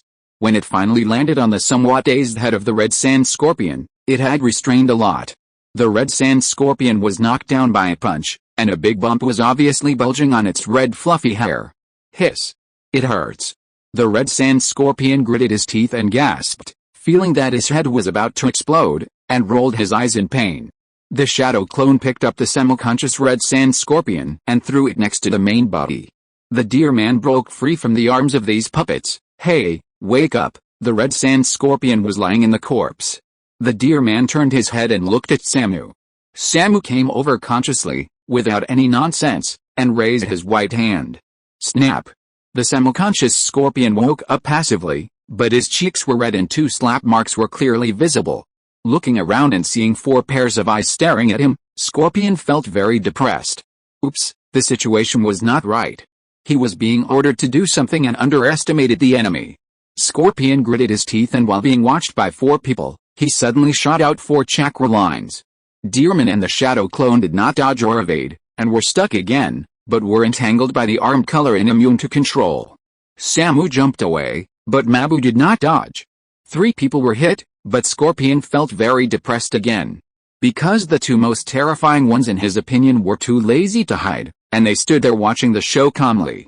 As expected, Deerman said, "Looks like this, the beating from the ninja world is not enough. Shadow clone, no way, geniuses are unruly, there are only 2 ways to subdue him, one is fists, the other is still fists." Scorpion of the Red Sand felt a little scalp tingling for some reason. In front of these 2 monsters, he always felt like a little lamb. Facing 2 big bad wolves, this little meat was not enough to share. Fortunately, one of them succeeded. Looking at Mabuai's appearance, it makes no sense that this woman can also break free from the control of the chakra line. He moved his knuckles slightly, and as expected, Mabuai turned to the shadow clone under his control. But the scene was a little wrong. As soon as Mabuai looked at the shadow clone, a silly smile immediately appeared on the delicate face of the black beauty. "Hey, he Scorpion of the Red Sand frowned, what the hell?" He moved his knuckles again. Mabuai was forced to twist his body and face the deerman's body. The silly smile instantly converged, and he became timid for a second, his body trembled, and he began to violently resist the control of the Red Sand Scorpion. What a strong sense of resistance. The Red Sand Scorpion frowned and moved his knuckles again. Mabuai was forced to turn to the shadow clone again. Hey, the Red Sand Scorpion's face turned black, and he moved tentatively again. Mabuai turned back again, and then became timid again, and extremely strongly resisted the attack under the control of the puppet. The Red Sand Scorpion's face was slightly dark. This woman must be poisonous. Just thinking about it, he suddenly felt a black head. The shadow clone stood beside him and raised a small fist. The Red Sand Scorpion was slightly stunned. Bang! The Red Sand Scorpion rolled his eyes. Samu was more conscious this time and walked over directly. Pa! The Red Sand Scorpion was passively awake again, His face was swollen, his head was bulging, and his mentality exploded. When has the Red Sand Scorpion, a S-level rebel ninja from the Wind Country, one of the 5 major countries, and a genius puppeteer, ever suffered such anger? He immediately got up and confronted the dear man, his handsome face full of uncontrollable anger. The Red Sand Scorpion did not say anything, just stared at the dear man dryly, as if he wanted to kill him with his eyes. The dear man was stunned for a moment. What does this mean? But he did not think much, and asked, "Hey, do you have a puppet that can be used as a means of transportation?" The Red Sand Scorpion snorted coldly. "No." The shadow clone raised his fist decisively. The Red Sand Scorpion immediately stopped the shadow clone. "If there is no me, I can do it." "Who do you think I am?" The dear man opened his mouth. Did this kid admit defeat? But why is this attitude? "So you were like this when you were young, Red Sand Scorpion?" The Red Sand Scorpion did admit defeat. There was nothing he could do. He had seen the inhuman fighting power of the dear man, so he had always been highly wary. He thought he could take advantage of him when he was seriously injured. The result was too miserable. One monster-level monster was fine, but another monster like a child appeared. His puppetry and poison skills were countered by the gods, and they were all ineffective. At the same time, this group of people was a bit inhumane. He was beaten awake from coma, then knocked unconscious again, and then woke up again. It was repeated twice, without a pause in between. My head hurt and my face hurt. And looking at the situation, if he didn't bow his head, he didn't know how many times he would be beaten. He could only choose to give in temporarily. When you are under someone's roof, you have to bow your head. Chapter 90, Transportation Tools. In terms of talent and attainments in puppetry, Scorpion is definitely the best. After all, he was raised by the puppet master Jiraiya since he was a child. The humanoid puppets with extremely high technical content and high cost were just ordinary toys that he disassembled casually in his childhood. Before he defected from the Sand Village, he had already shown extraordinary talent in puppetry, otherwise he would not have been judged as an S-level rebel ninja by the Sand Village. Before leaving, he had already left a lot of puppets in the village at a young age. Even his grandmother, Jiraiya, a representative figure of puppet masters, was amazed at her grandson's talent in puppetry, but she often regretted that the little Scorpion chose to defect from the village. It was all because of the hateful and early dead Konoha White Fang, who didn't even give people a chance to retaliate. Under the gaze of Shikato and others, Scorpion also truly explained to the people present what a genius puppet master is. He first took out a scroll from his ninja tool pocket, spread it on the ground, and then made a seal, release, bang. A large number of puppet parts were piled up like a small mountain, densely packed together. However, Scorpion of the Red Sand was calm and unhurried. He flicked his fingers lightly, and 5 chakra lines shot into it from between his fingers. His knuckles moved slightly, as if he was groping, and then he suddenly pulled his arm back. From the small mountain of scattered puppet parts, nearly 100 scattered small parts flew out. Scorpion of the Red Sand did not even look at it, and his hands flew around, as if he was playing an elegant piano piece. The flying parts began to flexibly piece together and bite together. Click, click, click. It was only 3 or 5 minutes before an extra-large dark brown insect-shaped puppet appeared on the ground. It was about the size of a small car, and the overall shape was a large dark brown insect. On the back was a ghost-faced shield with black patterns. This is one of the proud works that Scorpion left in the village before he defected, a defensive puppet, Salamander. The appearance of this insect-shaped puppet was made based on the summoning beast of the old enemy of the Hidden Rain village, the half-god Hanzo, described by Grandma Jiraiya, so it was named Salamander.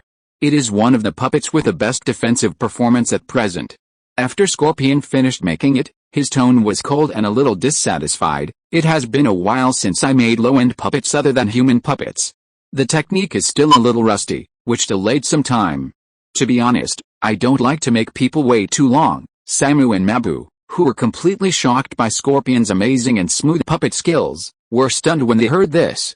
Is this modesty? Why does it taste weird? Dearman also stood aside, took a quick look, and said, "Well, as a means of transportation, this thing is indeed quite low-end." Upon hearing this, Scorpion of the Red Sand immediately half-closed his eyelids, and looked at him with a dead fish eye full of murderous intent. "Take back your previous evaluation. My artwork is the most perfect." Dearman raised his eyebrows. The shadow clone stood aside silently, and raised his fist at the same time. Scorpion of the red sand? Humph, but you have a point. Except for the human puppet, other puppets are just low-end toys to me. Samu was a little surprised. Is the rumored S-level rebel ninja like this? It was somewhat unexpected. Mabu felt a threat to his own status. Oh, this person is so sharp. This aura of instigation is really amazing. After a little thought, Dearman said directly, if possible, let's make a puppet frame of the same style as a carriage. Combat puppets are not very suitable as a means of transportation. It feels a bit uncomfortable to sit on it, and it may be bumpy when running. Moreover, the space is too small, which is not suitable for rest. This type of means of transportation is not the most ideal. Since he was lucky enough to catch a puppet master, Dearman could not help but be a little picky. Red Sand Scorpion snorted coldly, carriage? Can such a toy without any artistic sense be called a puppet? Dearman asked, is there any problem? I can't. Red Sand Scorpion coldly rejected Dearman's request. What a joke, asking a genius puppeteer to make such a shabby thing that is not difficult at all. Red Sand Scorpion turned his head arrogantly and refused. Then he saw the shadow clone coming over again with his fists clenched. He immediately scolded, but you can learn. How can I not learn something that is not difficult? Don't make such a cheap joke. I am the Scorpion of the Red Sand. The shadow clone then retreated again. The dear man's tone was very respectful. Then, thank you for your help. The Scorpion of the Red Sand was extremely cold. Humph, this simple and technically incompetent means of transportation, the Scorpion of the Red Sand could make it with his eyes closed, and he simply had no artistic cells to speak of. In less than a few minutes, he used a wealth of puppet parts to make a luxurious frame with various offensive and defensive puppet skills. The Scorpion of the Red Sand did not allow the things he made to be just a form, so he added a lot of private goods. The interior space of the frame is large and very bright. The exterior is made of the material of the black ghost face mask of the defensive puppet, and the defensive performance can be imagined. The rest of the wheels, shafts, hubs, rims, spokes and other parts are all made of wooden puppet parts that have been specially soaked.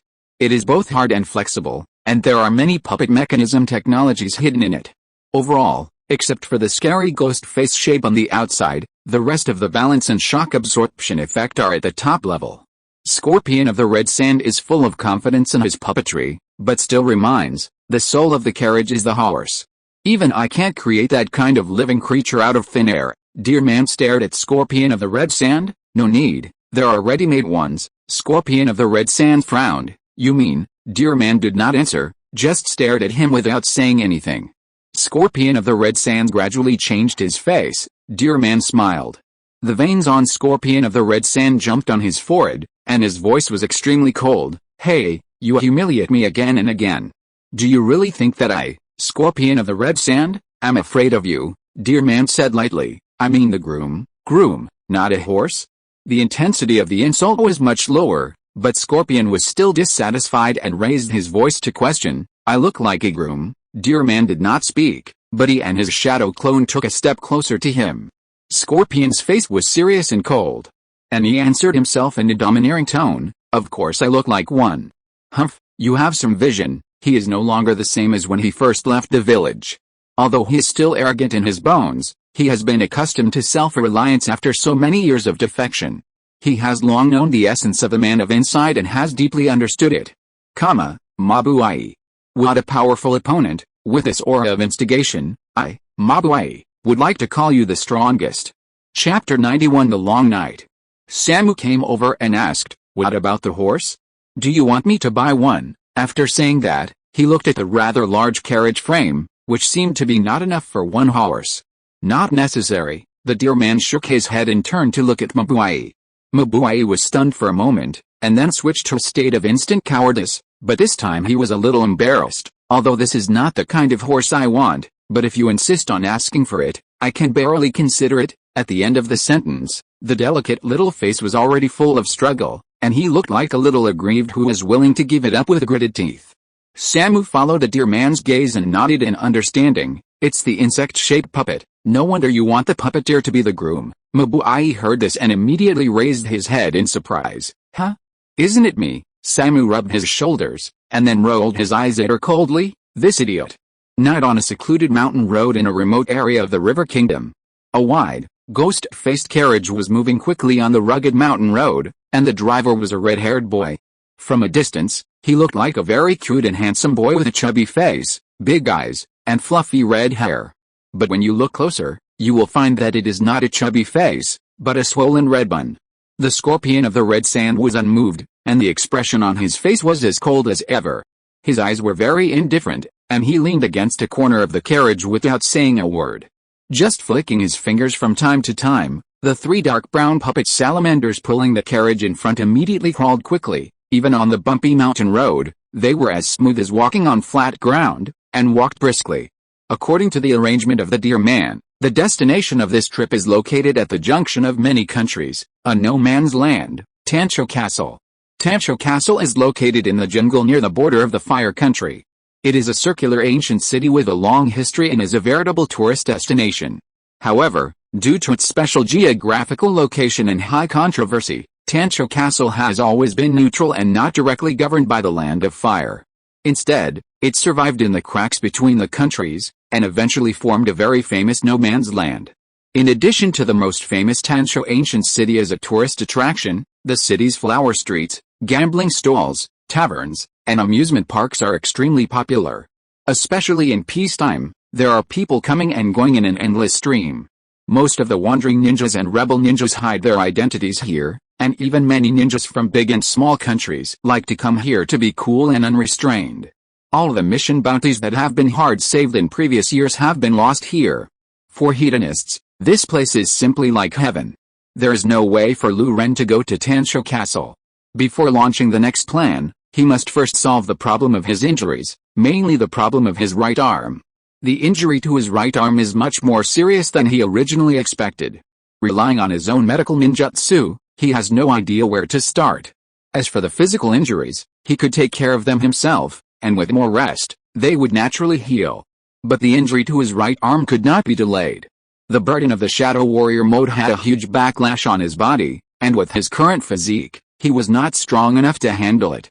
His right arm continued to bear this huge backlash, with fractured bones, broken bones, and torn muscles. The entire right arm was temporarily scrapped. Moreover, ordinary medical ninjutsu could not handle such serious injuries. He could only go to find a certain idiot who lingered in the gambling den in Tancho Street. Moreover, after experiencing the uproar in Konoha this time, it would be better to explain some things to her as soon as possible. If he could convince her, Shikato would find a way to convince her. If he couldn't convince her, Shikato would have to work hard and sleep with her. Anyway, he was not going to give the other party a chance to escape or resist. At most, he would say it a few more times. Scorpion of the Red Sands didn't know why Shikato wanted to go to Tancho Castle. According to his observation, these people didn't seem to be hedonists. But he was too lazy to ask. He rarely came out of the mountain, but he was caught on the spot. He was in a very bad mood now. It was late at night. Scorpion of the Red Sand was still hesitating whether to try again. After all, the other party should have fallen into deep sleep at this point. The chance of success was still quite large. But as soon as he turned around, he met a pair of dark pupils. The shadow clone sat cross-legged quietly on the other side, with a pair of dark eyes that were big and round, sitting there like a ghost. The whole person was motionless, without blinking, and looked particularly creepy in the dark night. Dear man had withdrawn his subjective will in the shadow clone, and he was sleeping soundly inside. It can be said that he was skilled and daring.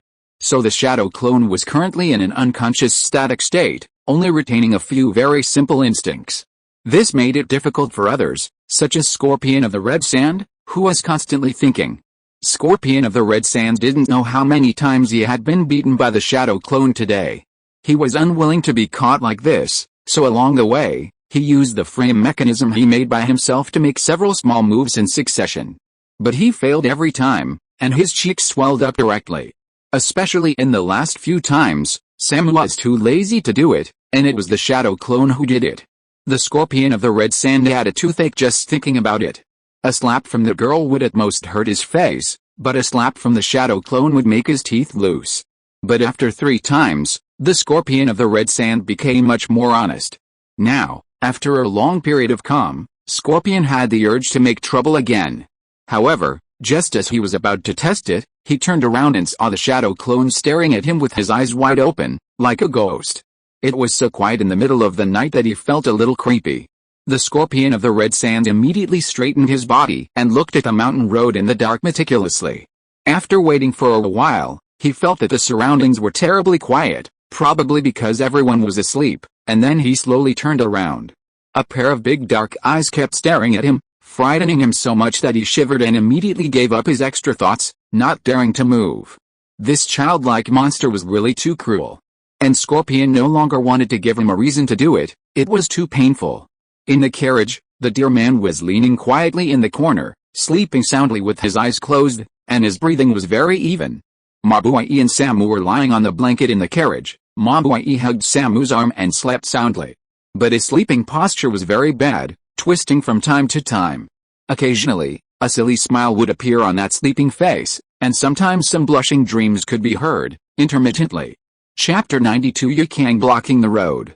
Compared to Mabuai who was sleeping soundly, Samuai had no intention to sleep. On the one hand, she couldn't sleep because of Mabuai's pestering. This idiot kept holding her arm and twisting it, which was so annoying. On the other hand, it was the first time for her to sleep in the same space with a man, and it was the one she liked very much, which caused her to start to have wild thoughts in her heart. Unlike Mabuai who showed everything on his face, although Samuai was cold, she often kept many thoughts in her heart and never mentioned them to others. For example, now, she was a little bit thinking. The night was long and she had no intention to sleep. Inside and outside the carriage, it was like two different worlds. The red sand scorpion outside was living cautiously and worriedly. Every time he glanced at him from the corner of his eye, the ghostly black pupils of the shadow clone were staring at him, and he was surprisingly stressed. But the people inside were a little free at this moment. On the mountain road in the distance, 4 elite ninjas are resting overnight in a tent built in the wild. 3 of them are wearing the Mist Ninja Forward Protectors of the Land of Water, and 1 is wearing the Sand Ninja Forward Protector of the Land of Wind. The Sand Ninja is a woman, about 20 years old, with long hair tied up with a silver hairpin. Her face is white and smooth, completely different from the rough skin of ordinary Sand Ninjas. Her appearance is also very bright, with a pair of beautiful chestnut eyes, matched with her curvy figure, which is very eye-catching. However, after all, it is a cruel ninja world, and everything still depends on strength. In this regard, Yukang, an elite ninja with a burning release bloodline limit, is obviously more qualified for the enemy to pay attention to her. Yukang acted with the 3 mist ninjas, of course, not being kidnapped, let alone defecting. Instead, he obeyed the arrangement of the 4th generation Kazakage and went to the Land of Water to cooperate with a hidden mist village to carry out a confidential mission. The 4th Kazakage did not tell her directly about the arrangement of the mission, but handed her a highly confidential scroll and told her to personally hand it over to the Mizukage of the hidden mist village when she arrived in the Land of Water. Yukang believed it without a doubt. They traveled all the way to the border of the river country and set up camp there late at night. It was a quiet night with only the occasional calls of birds and beasts. But soon, a hint of unusual movement woke Yukang up. Yukang suddenly opened his eyes from his light sleep and got out of his sleeping bag neatly. At this time, the other 3 mist ninjas, who had their own thoughts, also woke up. The 4 of them looked at each other and all left the tent. A few of them dodged and lay down in a depression, watching a car frame passing from a distance. It was the middle of the night and the surroundings were pitch black. It was a bit weird that a car suddenly appeared and drove forward in the middle of the night. Especially when they got closer, the 4 people found that the outside of the carriage was full of creepy black ghost faces, and there were 3 strange-looking big bugs dragging the carriage forward. The 3 mist ninjas rarely saw puppets, and in the middle of the night, they felt that the atmosphere was a bit creepy. And let alone them. Even Yukang was a little scared. Although Yukang was powerful and gentle and strong, these factors did not prevent her from being afraid of ghosts.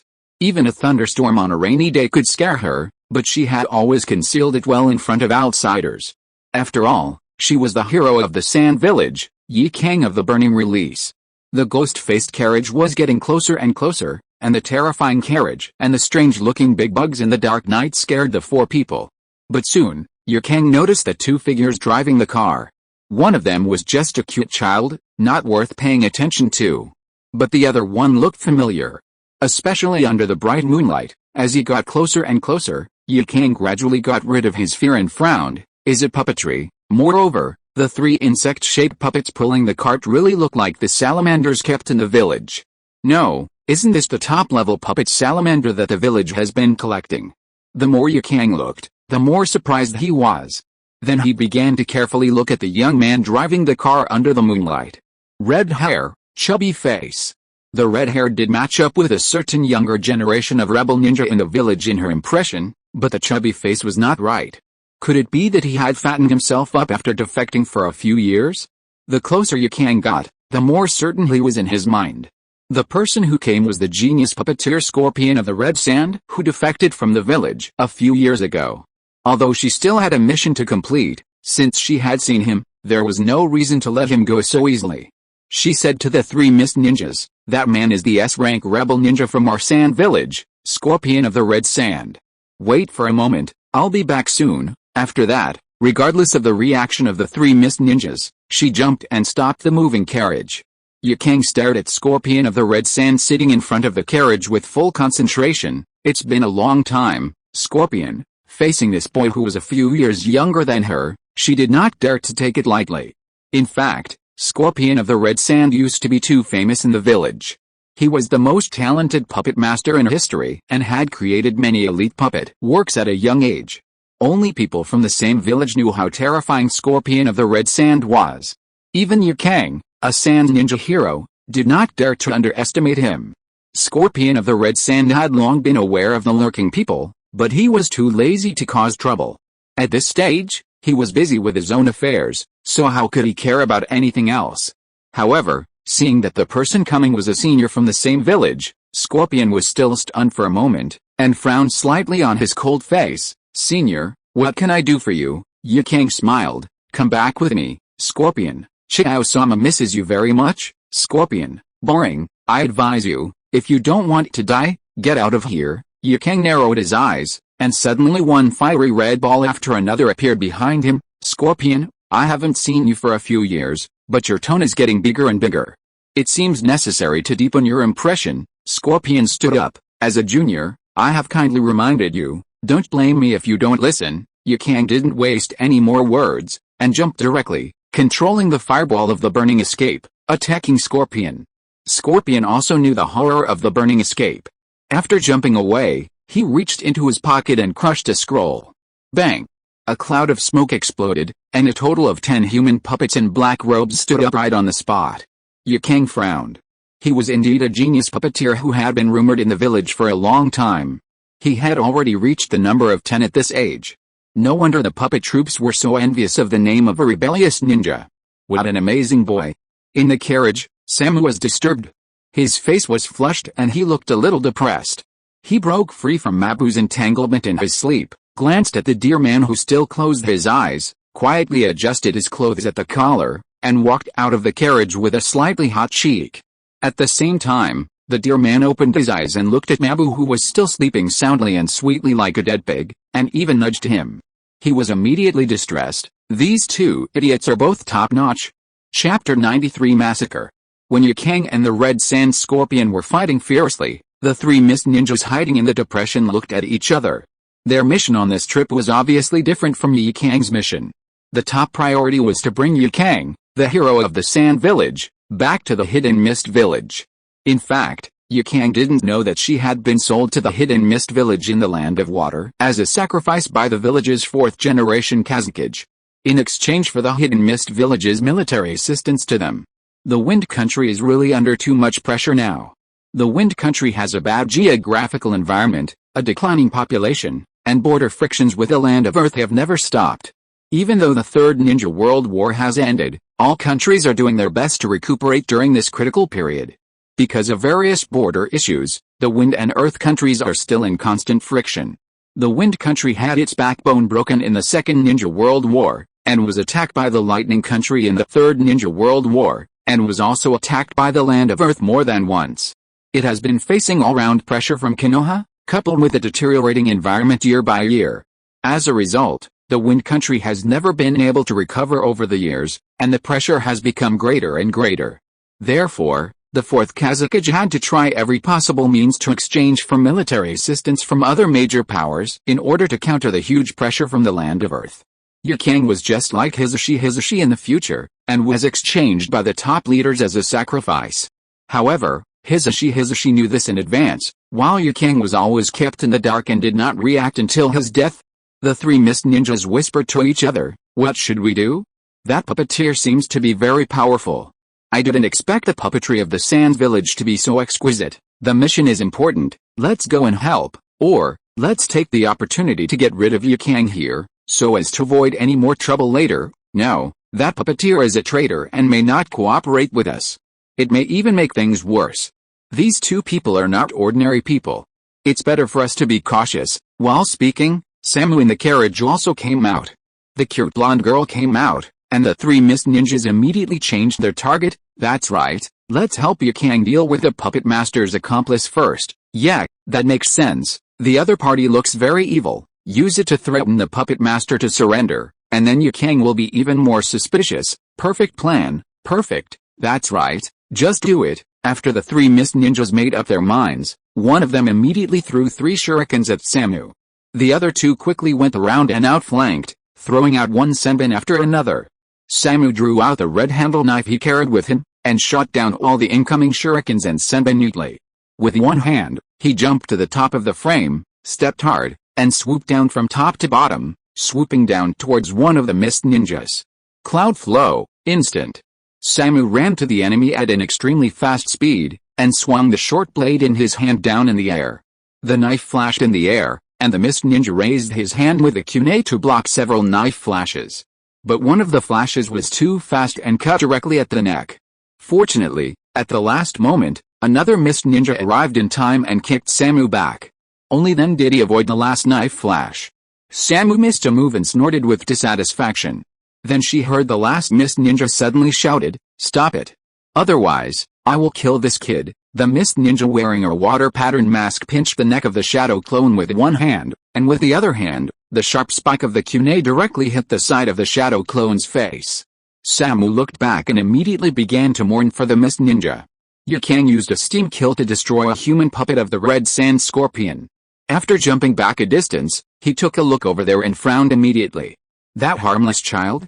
Although he knew that the mist ninjas were supposed to be helping him, Yukang still felt a little uncomfortable subconsciously.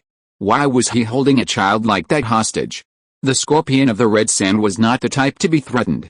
As expected, the scorpion of the red sand sneered and said in an unusually cold tone, "Kill him if you dare. If you can do it, I'll thank you."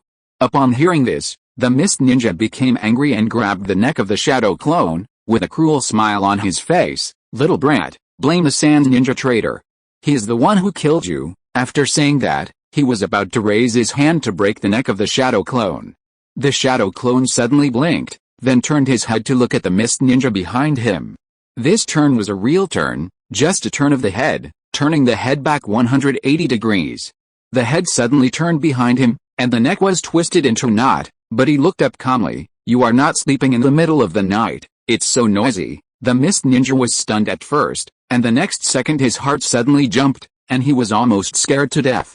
Shit! After cursing in his heart, he was about to use the instant body technique to jump away.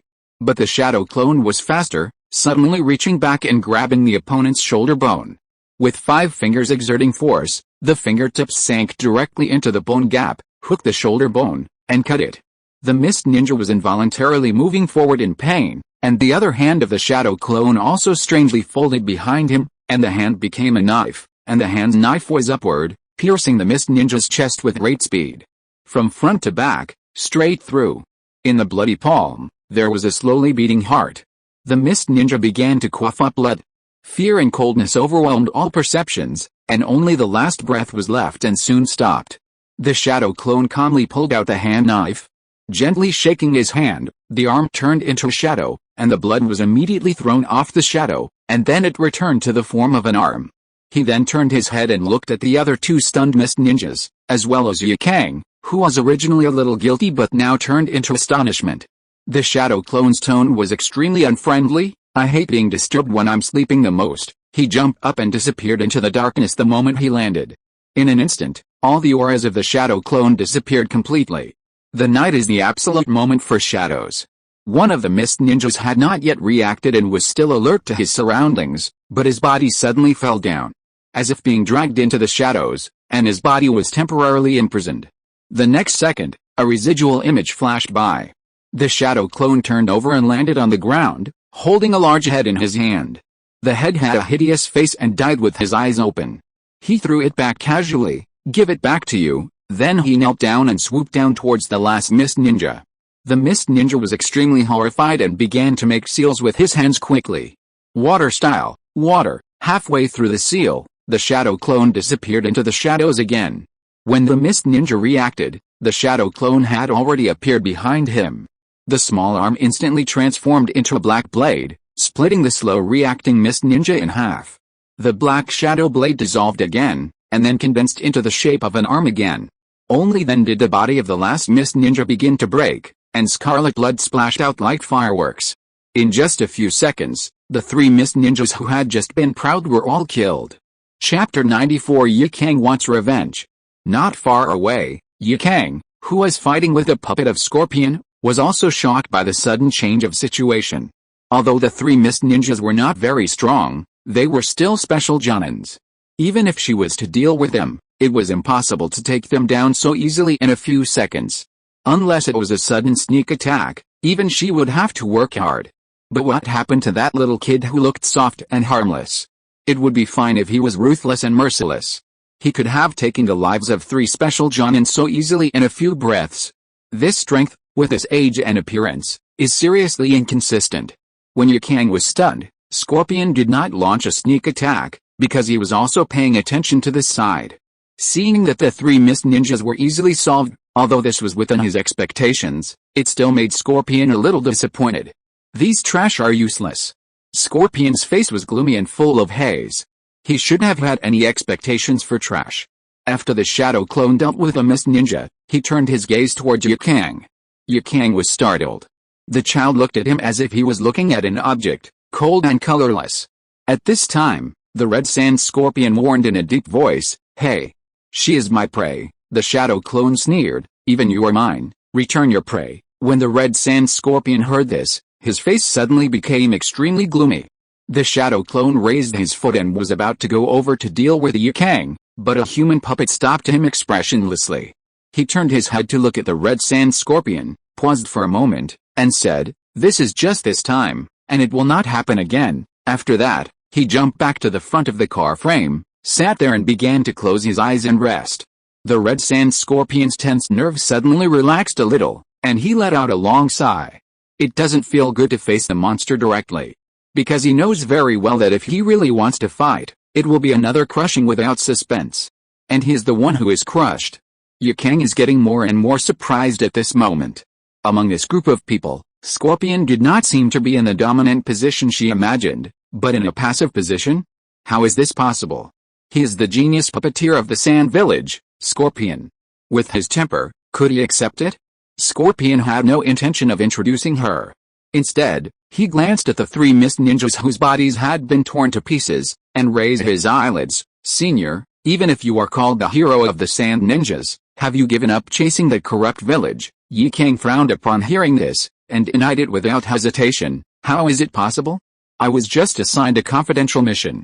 Don't compare me with people like you." With the confidential mission of the Mist Village, Scorpion gradually narrowed his eyes. Could it be that the top leaders are playing political tricks again?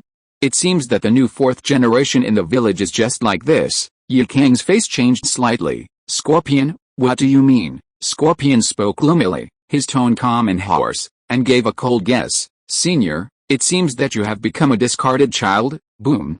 Ye Kang's mind was like a pot of boiling water. Her face was changing drastically, and her brows were always furrowed. In fact, before she set out, she was vaguely aware of the strangeness of this mission. Carrying out alone, going deep into the territory of another country, the details of the mission were always unclear, and many other aspects were very puzzling. If it was just to hand over a confidential scroll to the Mizukage of the Hidden Mist Village, such a small matter, there was no need to assign her to do it personally. This is not Ye Kang's conceit, but the fact. Think about it carefully. The 4th generation Kazakage has always been vague about the specific description of this mission, as if he deliberately blurred a lot of key information. The more he thought about it, the more strange it felt. But Yukang never believed that the Kazakage would do such a thing. You know, she is a hero of the Hidden Sand Village, and her prestige in the village is not much less than that of the 4th generation Kazakage. She didn't believe that she would actually become an abandoned child one day. And it was the 4th generation Kazakage who gave the order himself, which means that it was not her who betrayed the village, but the village that betrayed her. The Red Sand Scorpion was not in a hurry to act, but gloated over the misfortune. Senior, I haven't seen you for a few years, and you are still so naive. If you don't believe me, you can think about it carefully. The bastards who play political tricks often neglect the most simple things because of their excessive arrogance. I think you should have some on hand, Yukang was reminded by this sentence. Suddenly, she remembered that the 4th Kazakage had repeatedly told her that she must not open the confidential mission scroll before arriving at the Hidden Mist Village. This was for her to hand it over to the Mizukage in person.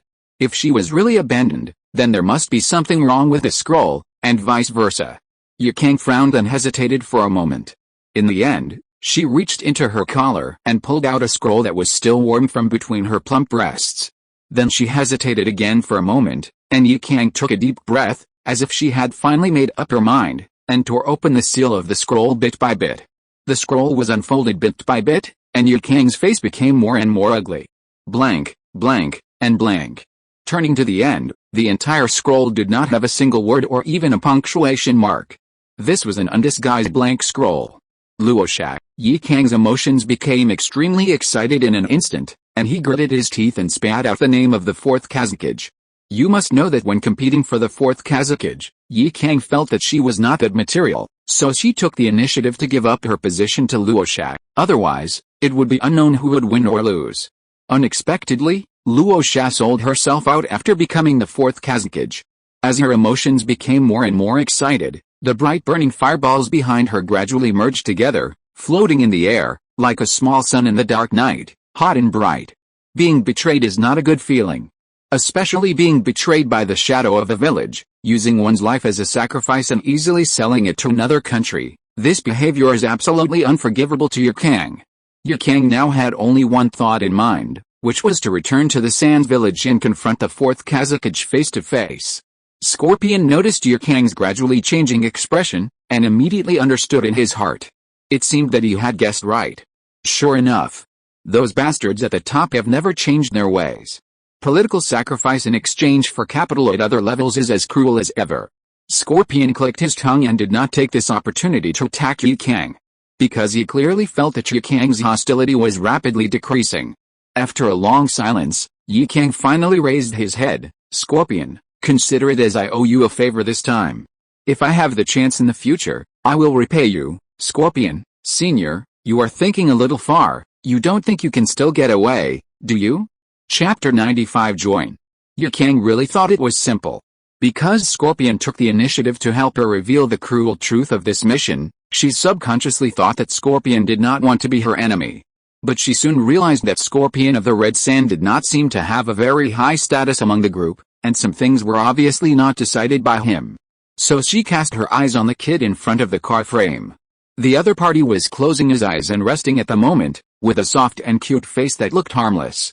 But Yukang would never dare to underestimate him. Just now, it was this harmless little face that easily slaughtered 3 special Jonins of the Mist Ninja with extremely bloody means. Scorpion of the Red Sand also noticed Yukang's gaze, but did not say anything. In fact, he said those words just to win over Yukang. He wanted to use his strong strength, and the two of them joined hands to deal with the Deer Man, so that they might be able to seize the opportunity to get rid of the Deer Man's clamp. But after serious consideration, this idea was suppressed again. It seems that it won't work. According to the senior, her strength is only about the same as his own. If they act rashly, even if the two join forces, they will have no chance of winning, and they may not even be able to escape. After thinking about it, Scorpion of the Red Sand could only suppress this idea depressedly and wait for the opportunity to act later. There is always a chance to escape. At this time, the carriage was opened again, and the real Deer Man walked out. Scorpion narrowed his eyes. Although he could not see the specialness of the Shadow Clone, he could see that the Shadow Clone's attitude of unconditional obedience to the Deer Man was obvious. This man was obviously the most important. Yu Kang's heart also jumped. Another one came out, and the momentum was so strong. The deer man walked closer and suddenly said, "Scorpion, you are not considering joining forces with your senior to deal with me together, right?" Scorpion of the Red Sand was shocked. He was guessed, but he would never admit it. "I am not that stupid. Before I find your weakness, I will not easily provoke you." He did not deny his intention to challenge the deer man. Deerman smiled, "I'm always waiting, and I have prepared slaps and fists for you as a reward in advance." Scorpion's eyelids twitched. "I don't need that kind of thing." Yu Kang understood the origin of Scorpion's chubby face a little, and immediately interrupted when he found an opportunity. "Hey, who are you?" Deerman then turned his gaze to Yu Kang of Scorch Release, looked at the huge little sun floating behind her, and nodded. "Your strength is okay, just right. I still lack a running dog by my side. What do you think?" Yu Kang opened his mouth wide, turned his head to look at Scorpion, and said in disbelief, "He just said running dog. Did I hear it wrong?" With her identity, she is the focus wherever she goes. Her appearance and figure are also top-notch. There are dogs licking everywhere in the Sand Village, but she has never paid attention to them. As a result, a guy who suddenly appeared asked her to be a running dog as soon as he opened his mouth? It's not like she hasn't seen the methods of winning over and recruiting before. The spies of the Land of Earth used them on her, but every time they were not polite and presented with gifts. And then she sent them to the prison of the Sand Village. This was the first time she heard such a straightforward address. Scorpion of the Red Sand was very calm. He really has a bad character. He had been beaten so many times before, although it was not done by Deerman himself, but every time it was not acquiesced by him.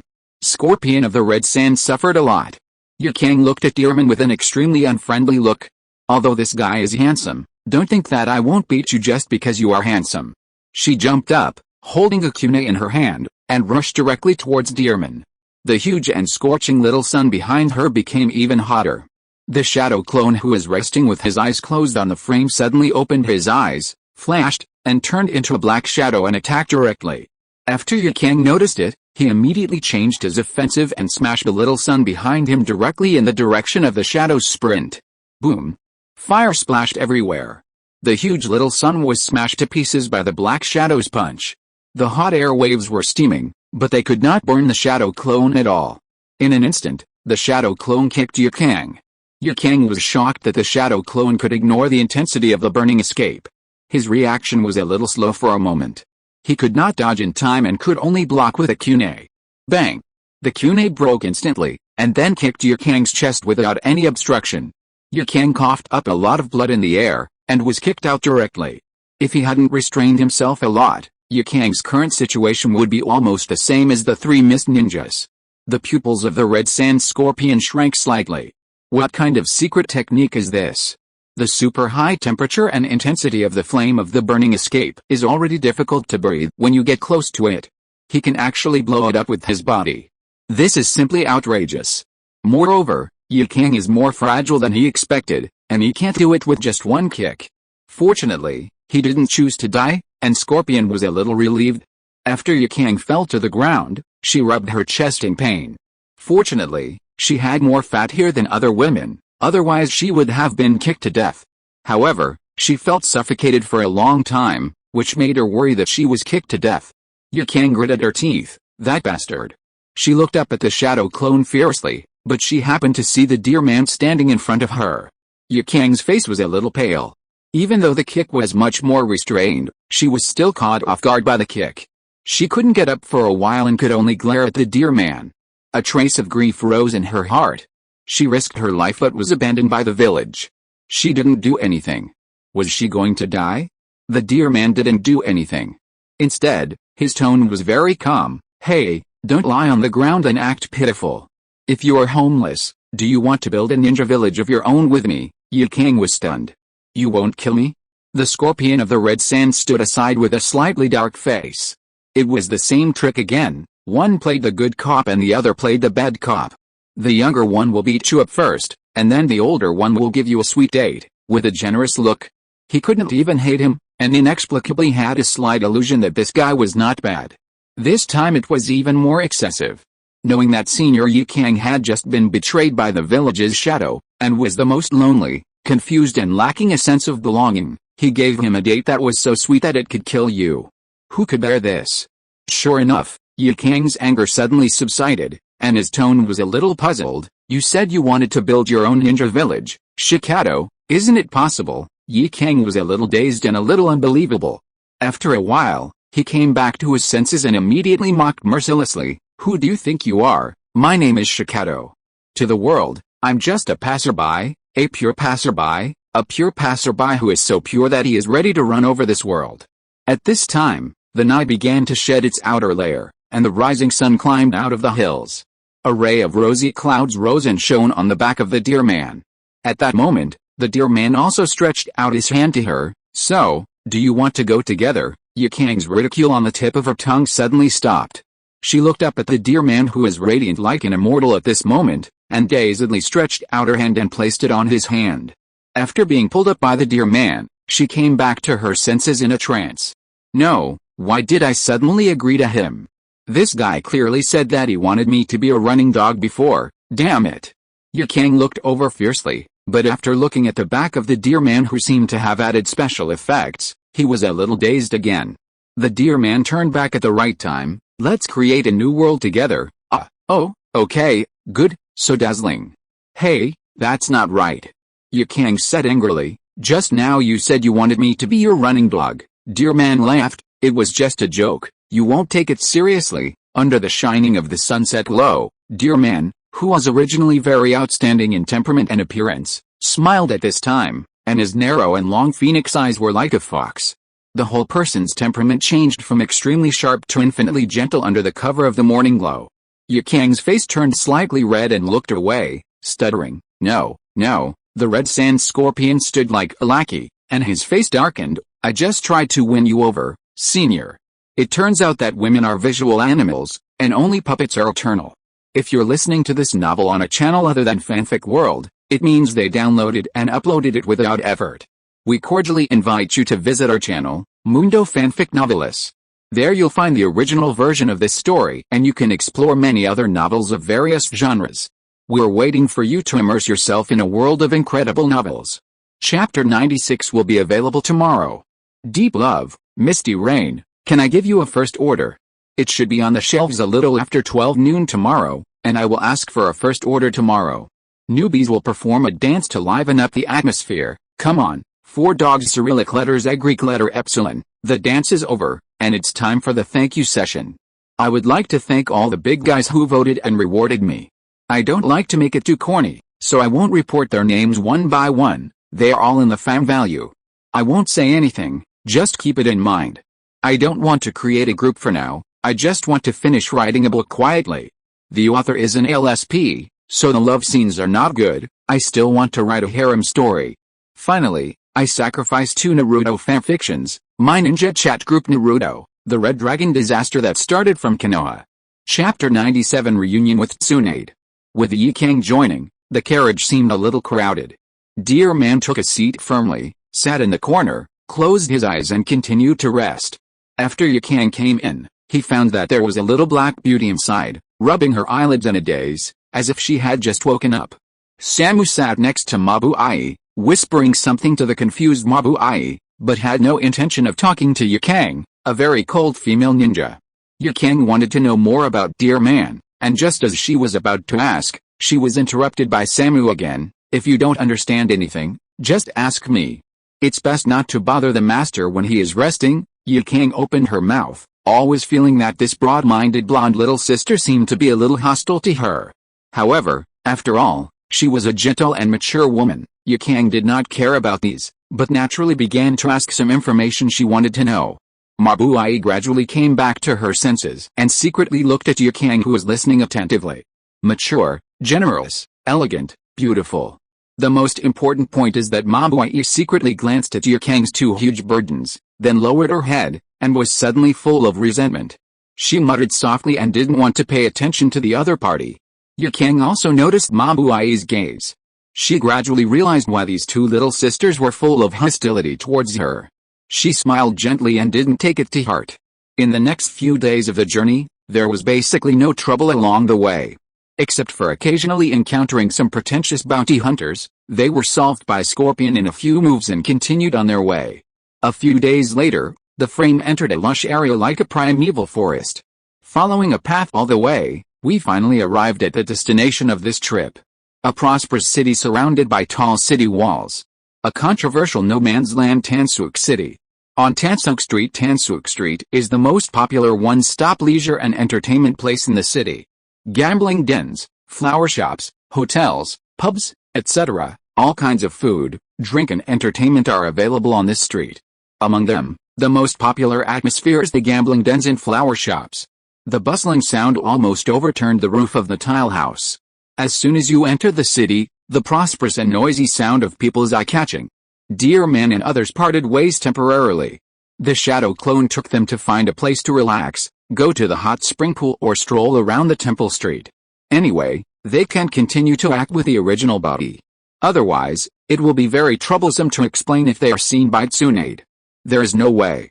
3 exquisite people, 1 big and 2 small, plus a red-haired, tender and beautiful suspected little bottom, have attracted many people's malicious prying along the way.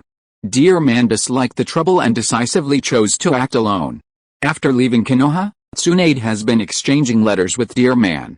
In the Naruto world, although radio-related equipment has long appeared, the most commonly used method of long-distance communication is still the more primitive method of sending letters by eagle.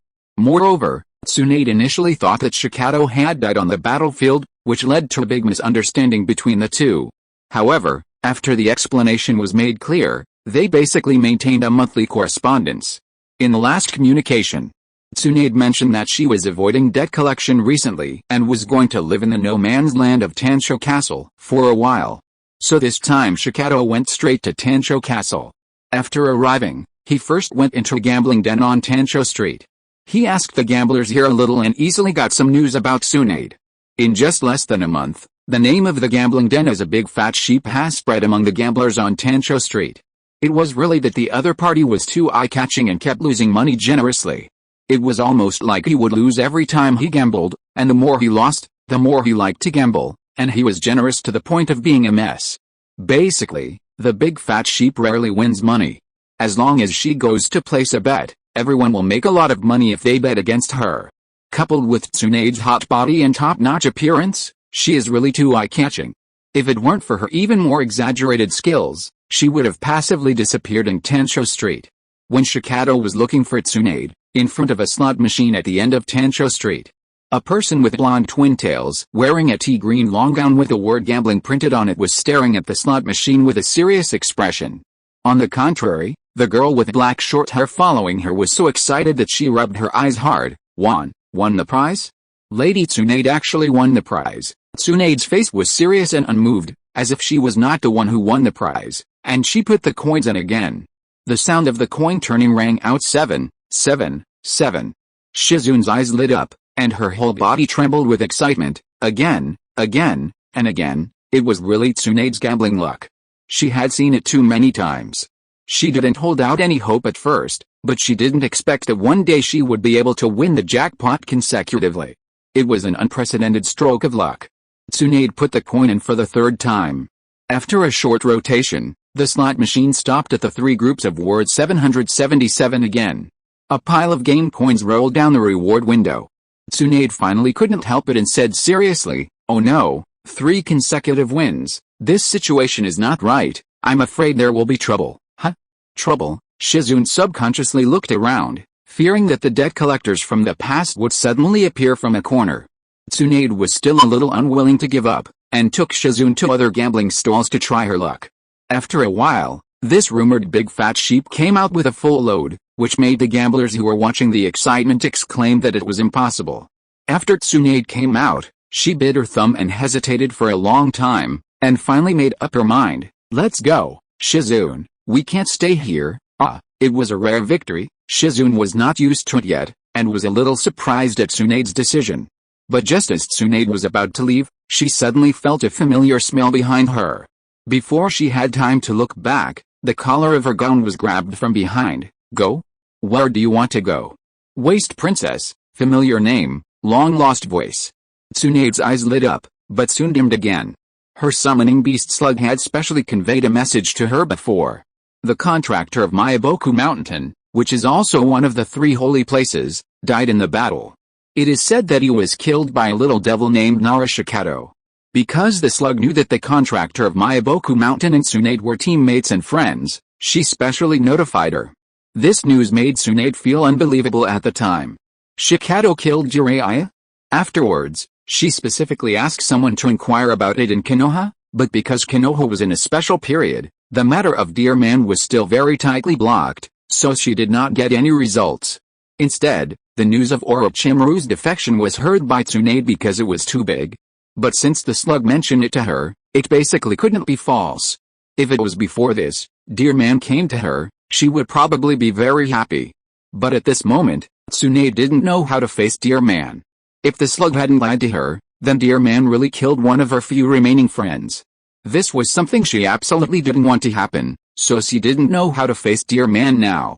She wanted to shrink her head, hide in her own nest, and pretend that she didn't know anything. But all these thoughts, along with a voice behind her, shattered all the ripples in Tsunade's heart. Chapter 98 Tsunade is captured. Shizune didn't know this. When she turned around and saw Shikato, she covered her mouth in surprise. Shikato-sama, so tall. It's been just over a year since they last met, but Shikato's physique has undergone a transformation. In addition, he is already in his growth period, and his height has reached nearly 1.9 meters. Shizune, who was holding the little piglet, had to look up to see Shikato's face because she was still young.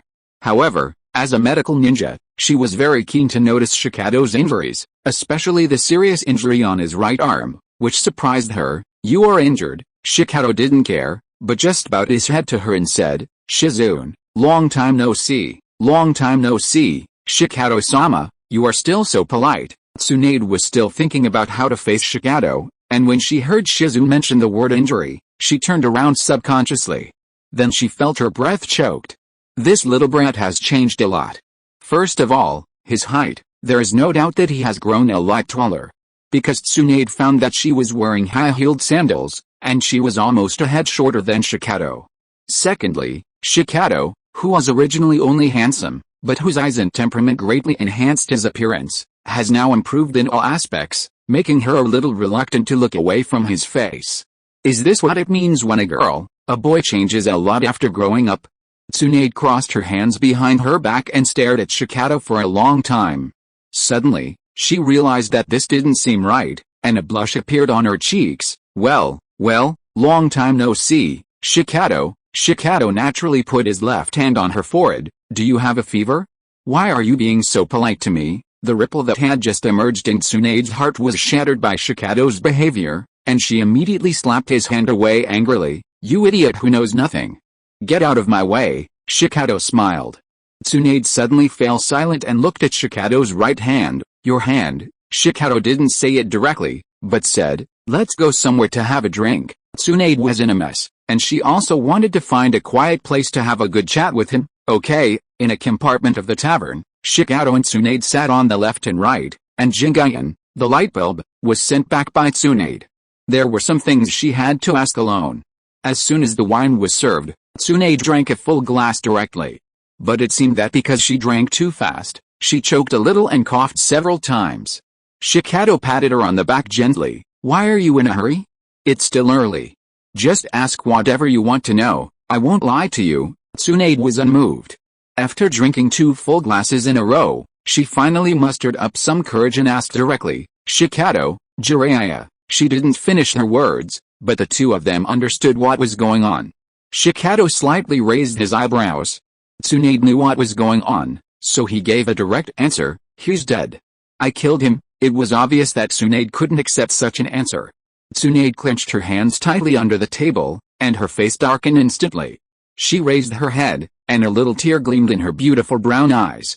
She stared at Shikato and asked, why? Shikato pinched his eyebrows and said, I was tricked by an old silver coin. After that, he frowned and stared at Tsunade's profile. Also, Tsunade, I don't want you to cry for another man. Tsunade felt her heartbeat suddenly speed up.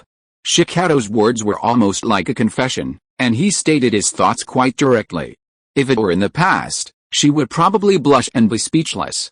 But at this moment, she suppressed her restless mood, drank another full glass, and then turned back to look directly at Shikato, her voice slightly raised. What do you want from me?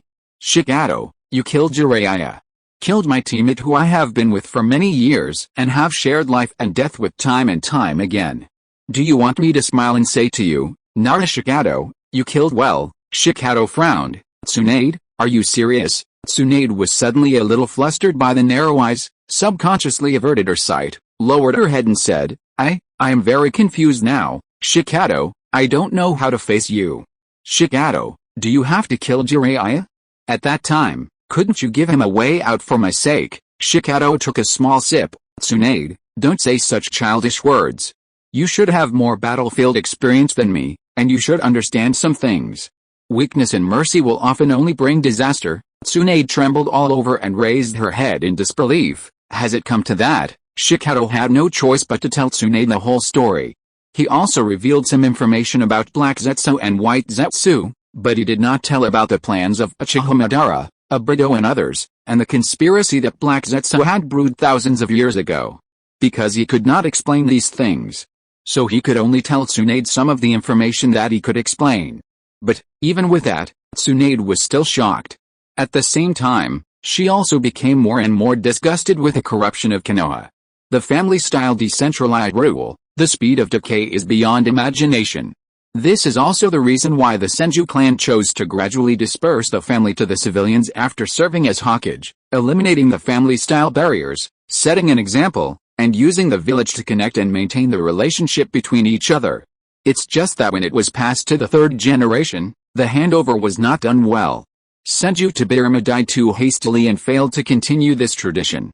The Sarutobi clan not only failed to set an example like the Senju clan, but also became stronger, causing all the major clans to follow suit and divide up Konoha's power and resources in a separatist manner. The two of them drank until the afternoon, and Tsunade leaned on Shikato drunkenly, mumbling something in a daze. It was intermittent and vague, but it was not very clear. Shikato also drank a lot, but he had a good alcohol tolerance, and Tsunade obviously drank to get herself drunk. Even though Shikato gave a complete explanation, she still couldn't let go of this knot in her heart for a while, and wanted to get drunk to relieve her worries. Shikato carried her back to the hotel she and Shizune rented, and handed it to Shizune. Shizune, I leave it to you, okay, don't worry, Shikato-sama. Although Shizune was curious about why Tsunade-sama drank so much, it was almost her instinct to take care of Tsunade-sama. As soon as Shikato left, Tsunade, who was still drunk, suddenly opened her eyes. On the way back, she had used medical ninjutsu to clean the alcohol in her body, but she had been pretending to sleep. As soon as Shikato left, she woke up immediately. Ignoring Shizune who was surprised, she said directly, Shizune, pack your things, we are ready to leave here at any time. Didn't you just meet Lord Shikato? You always talk about dear Shizune. Tsunade interrupted Shizune. In fact, even if Shikato explained the matter clearly, she still couldn't accept what Shikato did in a short time. Because those dead and injured were all people she valued in the past. In a short time, she always couldn't get over this hurdle in her heart, and she needed time to buffer. She planned to pack her bags first, go back to treat Shikato's right arm injury, and then sneak away with Shizune. As a result, just when she was halfway through packing, Tsunade suddenly noticed that there was an extra breath in the house. She was startled and turned to look at the door. Shikato walked out of the shadows silently and stood there quietly. I knew you, an idiot, would run away again. Tsunade opened her mouth, not knowing what to say. Shikato turned to look at Shizune. Shizune, please change rooms, I have something to discuss with her in private. Shizune looked at Tsunade, then at Shikato, and finally felt that the atmosphere between the two was inexplicably wrong. She nodded quickly and slipped into the inner room. When she closed the door, she vaguely heard Tsunade's slightly flustered words, Hey, you, what are you doing? Shizune's cheeks were slightly red, and she didn't know if this was right. Chapter 99 In-Depth Communication. Shizune hid in the inner room, and couldn't help but lie on the bed, covering her head with a quilt. Because the sound from the outside was still coming in. Get out of the way. Shikato, you stay away from me, hey. Why are you so close? You're looking for death? Nara Shikato, okay, I won't yell at you.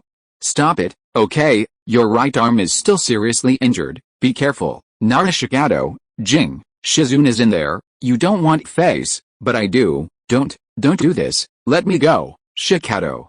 Be obedient, be good, just like that. I can pretend nothing happened, asshole.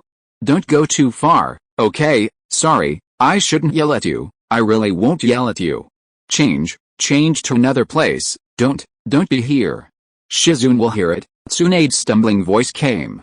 From the initial momentum to the lack of confidence at the end, she kept compromising.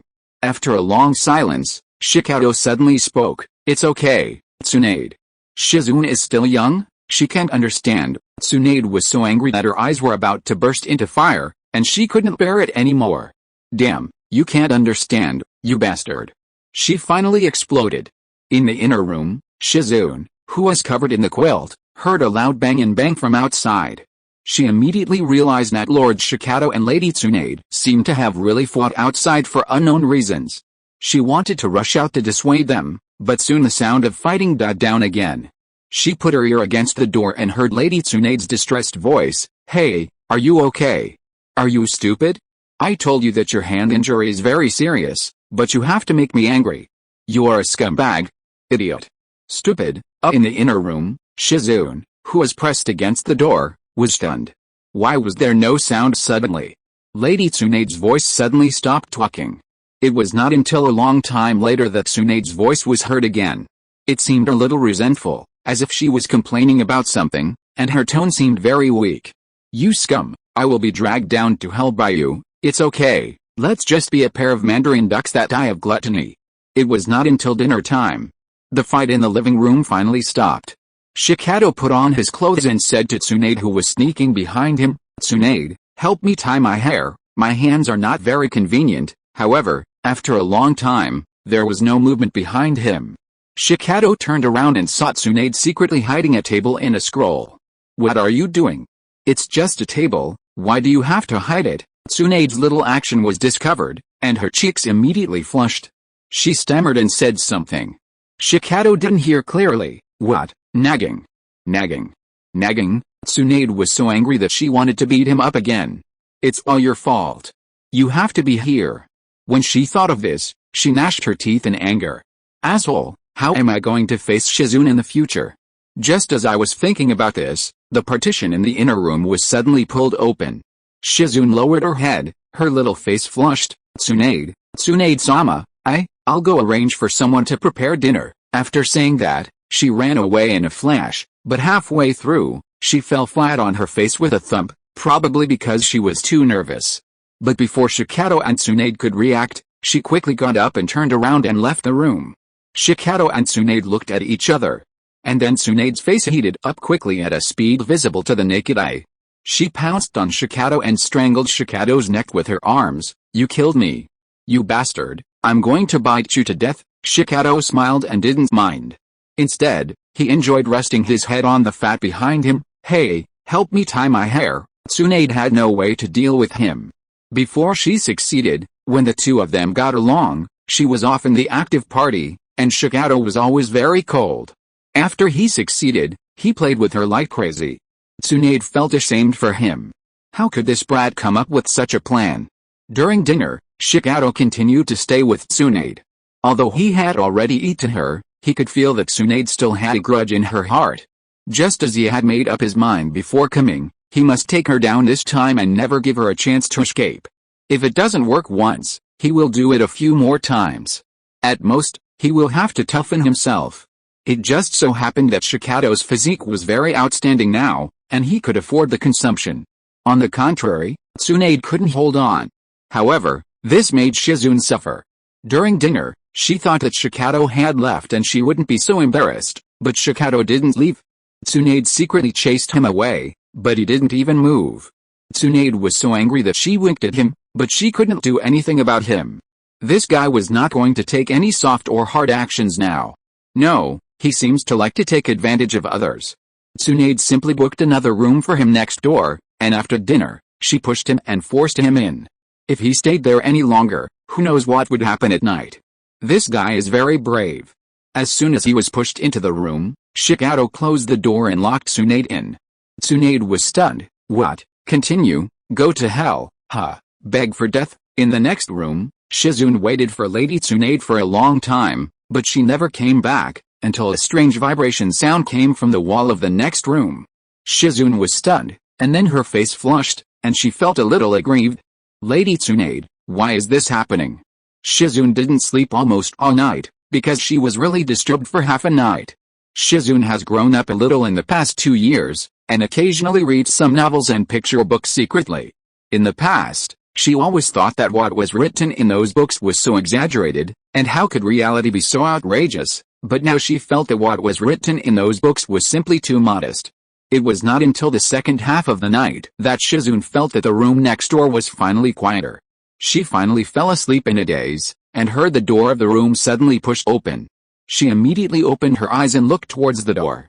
In the dark night, Tsunade's fair and delicate cheeks were covered with sweat.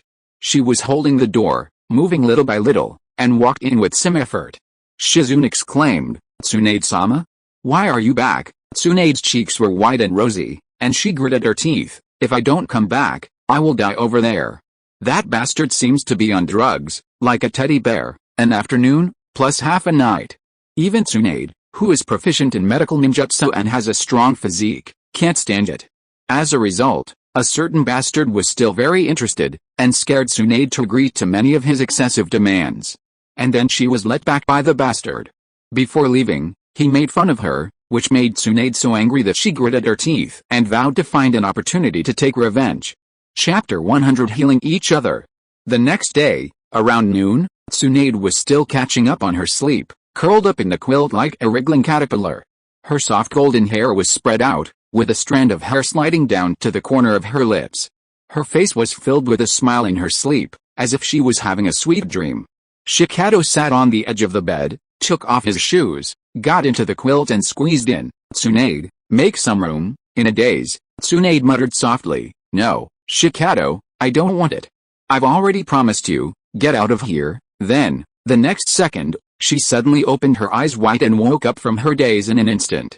Seeing the face so close at hand, she immediately sat up with the quilt in her arms and quickly shrank to the corner of the bed. You, what do you want to do?" Shikato nodded as a matter of course. "I want to." Tsunade was stunned for a moment, then reacted, and angrily grabbed the pillow and threw it at Shikato. "Asshole, where's Shizune?" Shikato grabbed the pillow and lay comfortably on the bed. She went to prepare lunch. Tsunade nervously grabbed the two corners of the quilt. "When did you come?" Shikato rolled her eyes at her. "You are nervous as hell."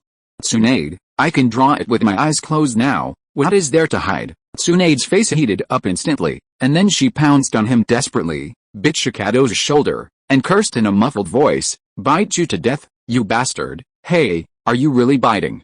Be careful." "Hiss, my right arm is still injured. Don't touch my arm. I don't care about you, you bastard. Don't give me any face." "Tsunade, that's enough. I'll be angry if you keep biting me." "Lululu, bite me too if you dare." "Awu." "Hiss. Bastard, where are you biting?" The two of them fought for a long time. Tsunade finally put on her clothes, covering her collar like a thief. Her beautiful eyes were so red that she wanted to kill someone. Shikato chuckled. Tsunade was always concerned about his injuries. She had made too many compromises in the past 2 days. Even when she was playing, she was bullied by Shikato. Tsunade was a little annoyed, gritted her teeth and said, "Laugh. What are you laughing at? Sooner or later I will bite you to death, you bastard." Shizune came back a little late, because when she went out, Shikato came over, and she felt that it might be a bit of a hindrance if she went back too early. So she waited until lunch was ready before carrying the food back. When she came back, Tsunade had already started to check Shikato's injuries. Play is play, play is play, and when it's time to be serious, you still have to be serious. Originally, it should have been carefully checked yesterday, but Shikato was too naughty, so Tsunade never had the chance and it was delayed until now.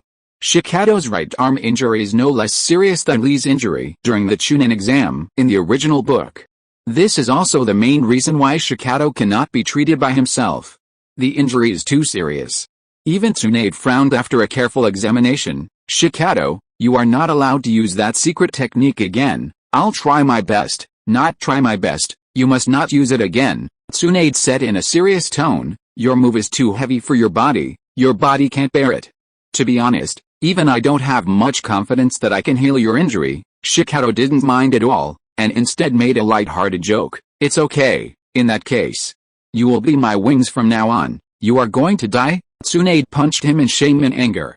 The punch slightly rubbed the wound on Shikato's right arm, and Shikato gasped in pain. "Hey," when Tsunade noticed it, she immediately apologized in a panic. I'm sorry, Shikato." Shikato saw her nervous look, put his left hand around Tsunade's neck, and gently touched her forehead with his forehead. "Tsunade, don't apologize to me." Tsunade's panic suddenly calmed down. "Ahem, that, Tsunade-sama, Shikato-sama," X2 Tsunade, who had just calmed down, was a little stiff and turned her head awkwardly. Jing, Shizune." Shikato covered her eyes with her hands, but a smile could not be concealed at the corners of her mouth. "Tsunade, this clumsy woman, is really interesting." After a simple lunch, Tsunade began to help Shikato heal the injury on her right arm. Tsunade's hemophobia is very serious, but this is a legacy of the sequelae of the battlefield, and it is because Tsunade's own knot has not been untied. After she accepted Shikato from the bottom of her heart knot loosened and her fear of blood also weakened accordingly. As time went by, emotional fulfillment would naturally cure her fear of blood, but it would take some time to buffer. Fortunately, Shikato's right arm injury did not require surgery. Tsunade's healing ninjutsu was fancy and could always help him stabilize his injury in some unexpected ways. The whole treatment process would take about a week. Although Tsunade did not have the confidence that she could definitely cure him, she only said this to scare Shikato, because Shikato's Shadow Warrior mode was definitely a forbidden technique, and she did not want him to rely too much on this self-destructive secret technique, which was too dangerous. For about a week, the two of them basically did not separate. Except for treatment, it was treatment. But sometimes, it was Tsunade who treated Shikato's right arm injury, and sometimes it was Shikato who treated Tsunade's wound. Both of them were a little reluctant to separate for a while. This made it hard for Shizune, who was still young, to move to the next door alone and exchange rooms with Shikato. Tsunade was a little embarrassed at first, but later she just took it easy. In simple terms, she was playing badly in front of Shizune. Except that Shizune didn't see it in person. Shizune must have been tired of hearing it. Tsunade chose to play badly. Anyway, in front of Shizune, she, as an elder, had no face at all. Fortunately, Shizune was always very polite and pretended to be unaware, although it was a bit fake. At the end of the week, the treatment process was basically over.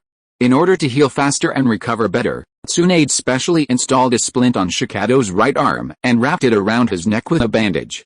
It looked like a disabled person's outfit. Shikato was a little uncomfortable with this thing. He felt that under Tsunade's treatment, the injury to his right arm was no longer a big problem. He just needed to pay attention to it on weekdays and there was no need to be so cautious. But Tsunade stubbornly asked him to cooperate, and there was no room for negotiation in this regard. Shikato couldn't persuade her and could only nod and agree. However, with this thing installed, some things felt a lot more awkward, such as when they were exercising. It was quite a hindrance. Fortunately, Shikato was proficient in the Shaolin Temple's 18 stabbing skills, and he was still able to subdue the female demon Tsunade. End of this chapter. Thank you very much for reaching the end. Don't forget to like. Looking for more exclusive content and immediate access? Subscribe to our Patreon. Remember, every like, subscription, or donation encourages us to continue. Thanks to everyone, see you in the next video.